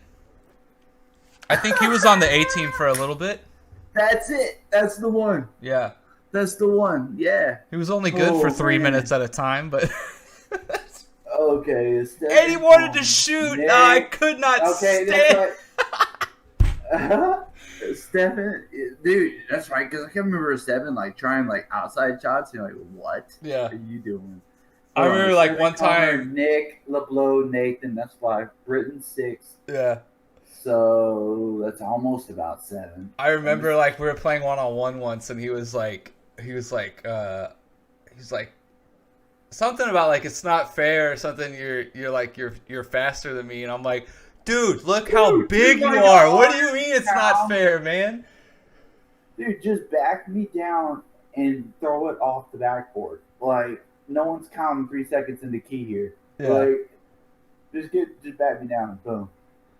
But yeah, dude, I could have swore you missed a lot of 8th grade. Maybe I think it is because like my highlight was the end of the year when you were gone. I remember I did love not playing. miss that much basketball. I missed some, but I definitely missed a lot of football. I think in 8th Did I grade I ever- missed like the entire almost the man. entire year. Which sucks because I was actually there was ahead. a I was point. actually ahead of Chris Comer for tight end at the beginning of the year. Didn't you and Ian get suspended at the same time in 8th grade? Yeah, because we like were doing some event for Miss Jeekins during the weekend, and like we kept fucking around, and she got mad and told the coach. walkie-talkies? Yeah, it's literally our job was just to help out. Like that's there was like some like drama club like competition that weekend, and like we were Come in. Yeah. I'm sure something we were stupid in like drama, so like we had to come in for the weekend and help out. And so like we didn't have walkie talkies, but we were acting like we did, walking around the school like we got a runner in sector 2, you know, like it's stupid shit. Oh, Marcus was with us too. Marcus, yeah, I remember, but I just know he didn't. He wasn't on the football team. But God, Yeah, and he was I so remember- into like I Little was John when it came out. I told Coach Lockhart, I was like, if they don't. Oh, and the blow got suspended too. And Yeah, we all got in trouble. Yeah, that's right, because that was the whole because kicking the thing tee was we had incident. 14, so I was like, Coach, we only have 11. And then Caesar broke his leg, and then we had to play with 10. And I was like, holy shit! Like Just to they prove a point. we had to switch things around. Well, we were playing Fairmont. We were beating the shit out of them. And was this 7th or 8th grade? No, No, it was 8th. I think. I'm not sure. Did you play 18 8th grade? Dude, oh, that's right. Daryl was quarterback. I remember that now because of like I only played like 2 games, and dude, at the time I was ahead of Chris Comer for tight end. No, I remember. And y'all's route was basically run 5 yards and break in. Yeah, and I remember I remember like the only pass I ever got thrown to me in junior high before I got suspended was from Daryl, and he threw it right at my foot, and I was so mad because I was open, like I had some room to run afterwards. Oh, Daryl, he's probably scrambling, trying to throw. I totally forgot about that, and it's so like vivid in my memory right now. Like I remember like literally as the ball come in, and I'm about to like turn up field, and he just throws it right at my foot, and like we couldn't have been more than 5 or 6 yards away. And I was just like, because I knew I wasn't going to get another pass, right? Like, I never got a pass. Like, it just wasn't in our playbook and shit. I was just like, damn it, that was my chance to, like, make a play or, like, do something, you know? Our only pass play, the only pass play we ever had was X and Z ran go routes, and the tight end ran 5 yards. Like and a drag or something, yeah. Out route. And y'all broke out, or I don't know if y'all broke in. But, it was the same, and I remember because one time, he just threw it to Comer over and over and over, like it was just. Yeah, and then I remember Comer like did really good, and I was like, "Damn it, that was supposed to be me!" I was like. I wonder if like had the year gone on. Hand it to Britain. I wonder how long if the year had gone on, like if we would have started running like 2 tight end sets, that would have been pretty sweet. Well, I think because I think about this now, I'm like, why did they have playbooks so? Because, I mean, 8th graders, like, yeah, okay, basketball, yeah, we were dumb. But when it comes to football, it's like you can get a little bit more elaborate because you only have to worry about yourself. You don't have to worry about going. Right, you're just running whatever the play is. You got, like, a route. So it's like, I was like, why are they not running more elaborate stuff? Like, you know, and then I was thinking in my head, like, no, we never ran 2 tight end sets. We never ran, like, trips. We ran, like, some weird trick plays, but, like, those didn't matter. Swinging gate. And I was thinking, I was like, dude, if I was a coach. But I thought in my head, I was like, maybe. Because, I mean, like, I really think this, like, maybe the district kind of, like, you know, hey, keep it down to this, this, and this. You know what I mean? Like, keep it to. I don't know. Like, I mean, I really thought that because you didn't see any other teams doing it either. Like, we never went up against teams that were running trips. I mean, but I never got too mad about that because like I realized in 9th grade that like I didn't really like football anymore. I love the games, like everyone loves the lights, but like I just hated practice. Like it just wasn't fun anymore. Oh my god, one of the greatest moments in life was when we had to run 40 times, and Ian ran the fastest 40 besides it was like Silcox. It was a random person like Silcox. Remember him? Yeah, he was like a beast. Didn't he play middle linebacker? Yeah, he was like a legit athlete. Yeah. Yeah, it was just like what? Yeah, 6'4". Yeah, like he could run. Like I remember. He ain't got the second fastest time, and then the guy who ran next to him, Ian beat him, and it was Jacob Budd, and Jacob Budd lied on his time, and then so we're walking around. He goes, "All right," and so first of all, like. Oh, like nobody installed. Dude, yeah, I remember y'all used to be like pretty fast back in the day, and Kenny was no slouch either. Yeah, but like what pissed me off about Kenny was he always thought he was fast. I was like, Kenny, I don't want to do this because I don't want to argue. No, he wasn't as fast as y'all, but he was. I just remember like for like a gangly, oddly looking guy running, like he could get up and huff it sometimes. Yeah, no, like, and that's another thing, like people getting tired. Kenny wasn't getting tired. Yeah, like Kenny might get hurt, but he won't get tired. He's gonna get hurt, or he's gonna hurt you. But no, like basically the A team was all at their park, and then Ian goes, "Hey, you know we beat them in Abshire Stadium, like whatever it was. Remember we beat them like 21-0 or something." And I was like, "Remember, were you there for that game?" No, I was, dude. 8th grade, I missed like the whole year. I literally played like the first game or two, and then Britain called like I had 4 sacks. Like I just sacked Taylor Henson like 3 times, and then one I don't know if it counts as a sack. It hit the backfield. They did a reverse to Blake Lynn, which when I saw him coming around, I was like, this is too obvious because they just kept trying to get it to Blake Lynn. Just nailed him like 10-yard loss. Lockhart's like, that's how you play fucking defensive end. And I was like, I love this guy. Yeah. And it's just like because this is big boy football. This is big boy football. Because I don't know if you remember, but like Dupan allowed me and Comer to stand up. We never had to get in a 3-point stance. He goes, grab the other guy's shoulder pads and throw him down. He goes, even if it's a run play. I was like, this is the best fucking thing ever. Like, all you gotta do is throw this dude. Like, cause there's no way you get out of your stance before I grab you by the shoulder pads, like, and throw you down. But like a lot of times it sucked because you had to tackle big running backs that were 100 pounds heavier than you. Dude, yes. And also, like, speaking of like not getting tired, I remember like 7th grade. Were you on A or B in 7th grade? Were we on B team? Football? Or Yeah, football. Football, B team. I remember you caught that pitch. Oh yeah, no, but what I was thinking is like I played offensive line and defensive end, and like I never remember being tired. You know, like just talking about being tired. Yeah, like, I played both ways too because I was like, yeah, we all did. Am I playing right guard? I remember I asked the coach, I was like, I'm small as the yeah, and I was left guard. That's right. Yeah. There's no reason. It's like we don't have anybody else that can like. I was like, it's not that hard. He's like, yeah, but no, there's. He's like literally telling me, he's like, no one's gonna get. I think he just wanted to say like everybody's retarded, but like. Yeah, nobody's gonna get this. He's like, just block the dude. He like, then on defense, just play. I think. Did you play defensive end?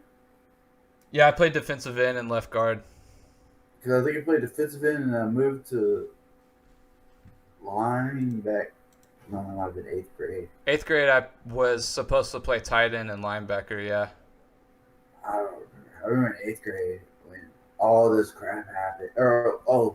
For some reason, Ian got to put the game suspended when Caesar broke his leg. Everybody like shuffled around, and then I was about to catch this interception. Like it just clearly going in my hands, and Daryl, just like a jackass, runs out of nowhere and takes it. And I'm like, Daryl, you fucking bitch! Like I could have housed that just as easy as you did. And he literally ran in front of me and caught. I was like, you're such a bitch, Daryl. I literally told him that, and he was like, because we weren't that good of friends at the time. I was like, Daryl, what the fuck? I mean, I wasn't being mean to him. Yeah. I would have caught it. And then Ian came in and he goes, what do I do? And then he had to play the next game. And I was like, all right, look. Because I was used to Britain had to move over to middle linebacker. And I was like, look, you're the outside linebacker. When I do this, you go inside. When I do this, you go outside.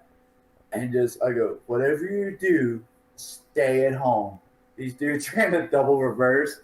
Hey, guess who's not at home? And they scored a touchdown. He's like, what? Like him and the blow was playing like safety or whatever he was doing. They chased the original guy and just handed off to the other dude. I was like, fuck. And I go, coach, I told him to stay home. Oh, yeah. I was like, I told him to stay home. I'm not talking to you. I was like, okay, good.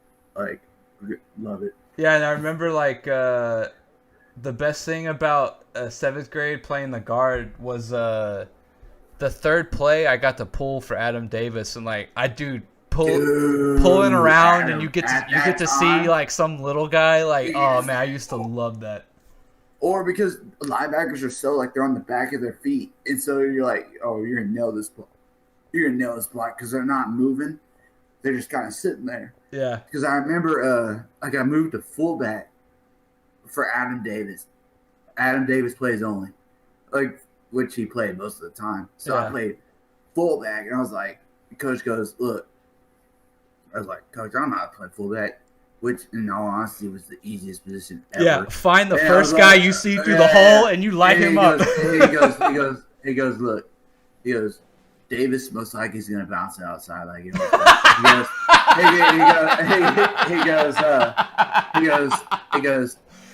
oh, that's so funny. He's like, hey, Davis is going to bounce it outside, all right? We all know he's going to do that. He goes, look. He goes, you're quick. He goes, just get there before him and block the first guy you see and just kind of like, basically he's trying to say set the edge, but I wouldn't have got that at 7th grade. So I'm like, all right. So really, your job is just to pick a side, and it's Adam's job to read it. Every time it's like I see this linebacker, and he has this look in his eyes, it's like, because he sees me, and he's like, should I go for this little guy at the ball when this other guy's about to hit me? Like, I'm like, dude, I'm coming for you, bro. Like, you get blocked. Like, I mean, I might not knock you out, but like, you're not going to catch Adam. Like, I mean, the dude was like an athletic freak at the time. He was fast. I remember that. Yeah, he's a little dude. He's a little shifty. Yeah, he's hard. Yeah, I remember he was like hard to see. I think too, coming behind that line. Dude, but what brings that to fucking story? Ian runs the second fastest 40 time, And we go in there. Literally every single Bonnet player was on C team. Not Daryl. Yeah, I was too. Nobody. Not Britton. Not Coleman. Nobody. And so, of course, by the end of the year, though, Britton all them had moved up. But like before that, Ian goes.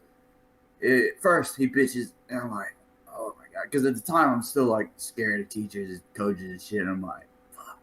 He goes, we beat the shit out, or he didn't say beat the shit. He's like, we beat them whatever to 0. So why are we all on C team? He goes, oh, it's not about that, blah, blah, blah. He goes, so it's not about, and he literally like, I can't believe he said, he's like, so it's not about, their coaches moving up and coaching A team. Coming from, and I was like, yeah, that's exactly what it was. And then I was like, he was like, and them eating lunch with them at the table and stuff. And I was like, oh my god, he's really getting into this. And so then like a week later, shit doesn't change, and he's just like, he walks by, and this was like a true story, which I thought was so weird. I don't even know where they got this tape. They're watching tape, and it was of us playing Blake Lynn, but they're watching them because baseball had a rule where baseball players couldn't play football. Mm-hmm. But they're watching Blake because they're going to go get him out of football, baseball, which they ended up doing. And they're like, and Ian looks in the office, and I watched it. I kind of saw it. I didn't really pay attention. He looks back. He goes, is that film of us beating, trying to make his point through? And I remember the big weightlifting coach. What's his name? Salinas? Yeah, sounds right. Yeah, and he was like, oh, this is none of your concern. I was like, he's like, is that film of Blake Lynn who we beat 21-0?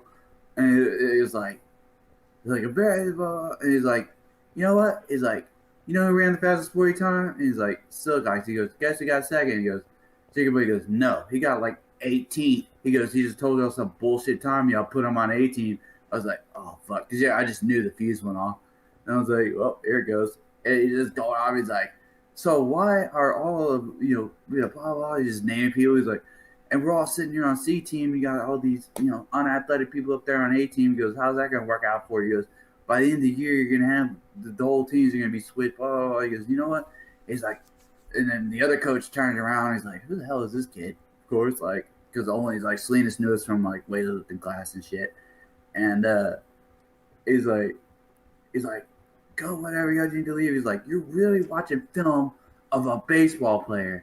And he's like, what are we doing? He's like, you know what? I quit. And like at that point, I was like, well, if he quits, I quit. Like I just had to, I had to get mine and go like, well, in that case, like I didn't want to be on the team either. I was like, well, fuck it, I quit too. Yeah, that was like it was a sophomore year. And I was like, he was just like tired. Oh, y'all played sophomore year? I played freshman year and then like quit sophomore year, and then like it was funny was this dude walked up behind us and goes, I quit too. And Salinas was so pissed off. He goes, what? Oh, he's like, are you serious? And like another dude walked up. He goes, hey, can I quit? Like, can I quit? He asked him a question. He goes, if you quit, you'll have to walk the track for the rest of the whatever. We're like, okay. So we just had to walk around the field, like the whole entire field, like all the way to St. Augustine, like all through practice. So eventually we just left. Like practice time came, we just went home.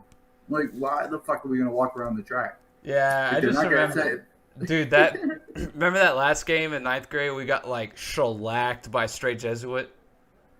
Dude, that was bullshit. Oh dude, they ran a bad ass veer, basically a veer option, but now you would call it like a fucking. I guess it's not even an RPO. It was just basically it was a straight up veer, dude. Like there wasn't any pass to it or anything, there was or any second option. Like, well, the quarterback never took it. He always gave it to. Well, no, he did take it. No, they ran it right. I just remember every time they made the right call. Like I just remember because they were right. Well, because I was DN, and if it was reading me, he was making the right call because I kept hitting the running back, and like I was like, I got him. He's like, don't have the ball. And I was like, fuck. It was like literally me and this running back just kept having dialogue, like him making fun of me for tackling him. And then I go up to coach, the idiot who kept yelling out, remember his blitzes? Fucking rattlesnake. Like, dumb. What's his name? I don't remember. Cobra. You know, I'm talking about like, he would have these weird blitzes and we're like, we don't know what these are, but just to everybody, we're just like, all right, I guess everybody blitz. Like, that's crazy. Remember? It'd be like Cobra sounds like an all-out blitz to me. Cobra, yeah, you have like Rattlesnake, Cobra.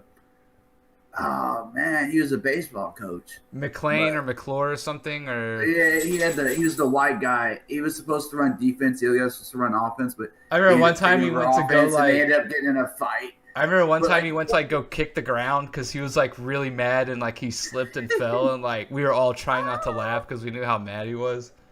Dude, I remember like I walked up to I think Salinas was that offensive coach. I think our weightlifting coach was named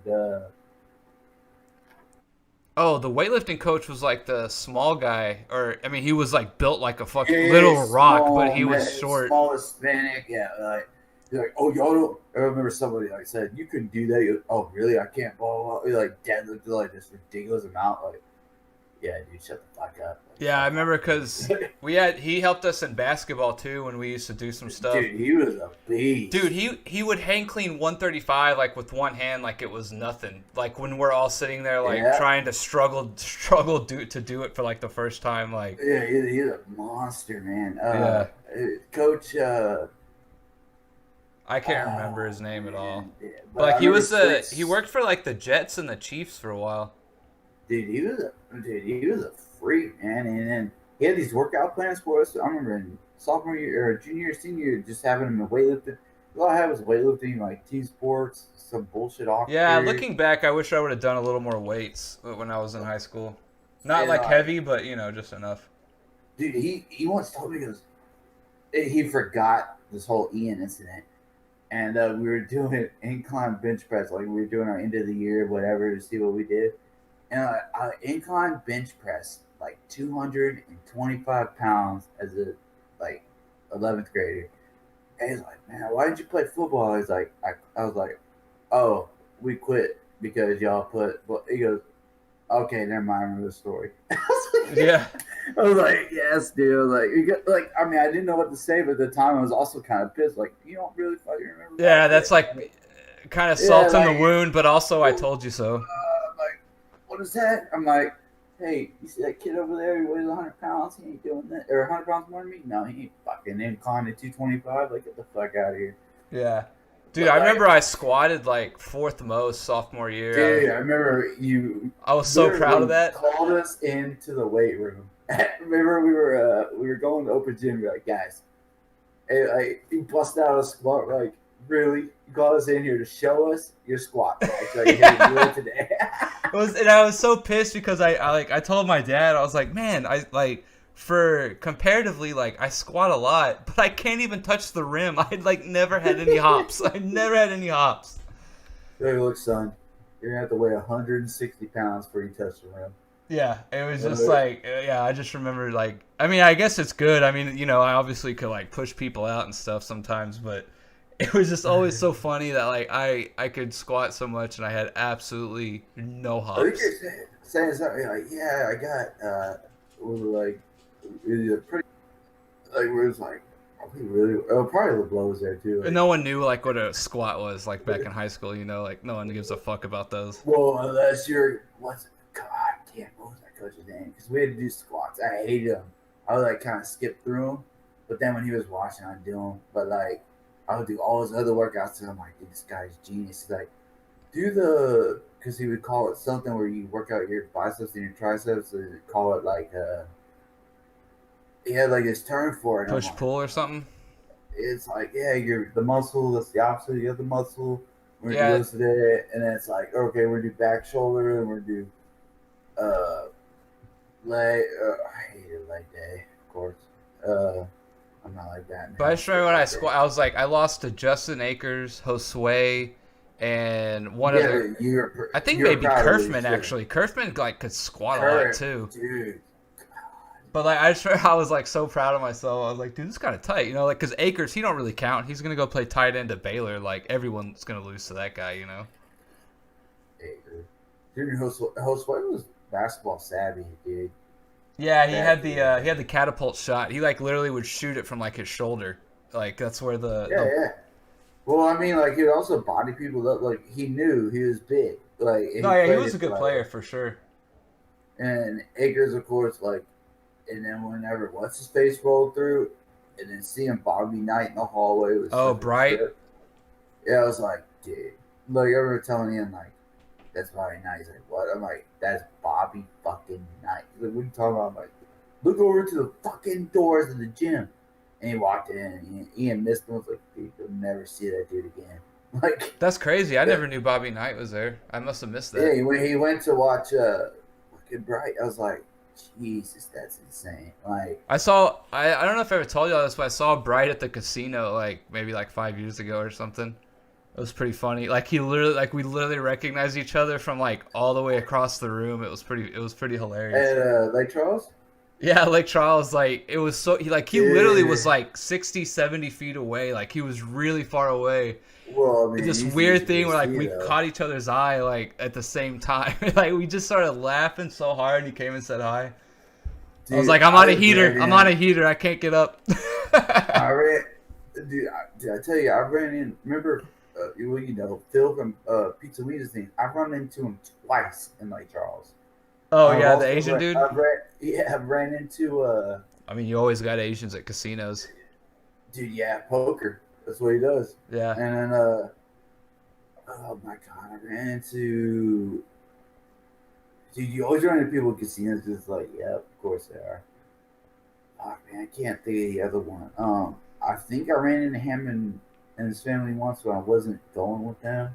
Oh, I ran into Renmac's parents once too, which was funny. Actually, the last time I went, a couple of years ago, That's crazy. they were like doing Yeah. some road trip to Florida or something, and that they like stopped there for that was like their first stop. Of course. Yeah, you gotta hit the casinos. Yeah. Like, fuck, man. Man. So funny though, dude. It's Damn. 12:40. You want to call it? Holy shit. It's late, I know. Yeah, that's 40. Alright. All right, what, This will probably get like 10,000 downloads. Let me know how much. yeah, they get. probably the best stream of all time. Well, most likely, duh. All right, Better than one you you did. free this weekend to do it again or what? Yeah. All I mean, right. I'm pretty much free every day unless we're doing like. I'll basically go at the end of like his networking events just because it'll be like, oh, twins, and they'll start talking to us, and he'll just get customers. Let's do it. Try to get Ian on. We'll do Friday or Saturday night. Hopefully before the NFL games, so we can make some picks Give on me air. a time that way I can be like, look, Ian, you're doing it at this time, this day, no bullshit. Yeah, we'll figure it out. All Dude, right, we did it for 3 hours. God. man. Yeah. All right, later.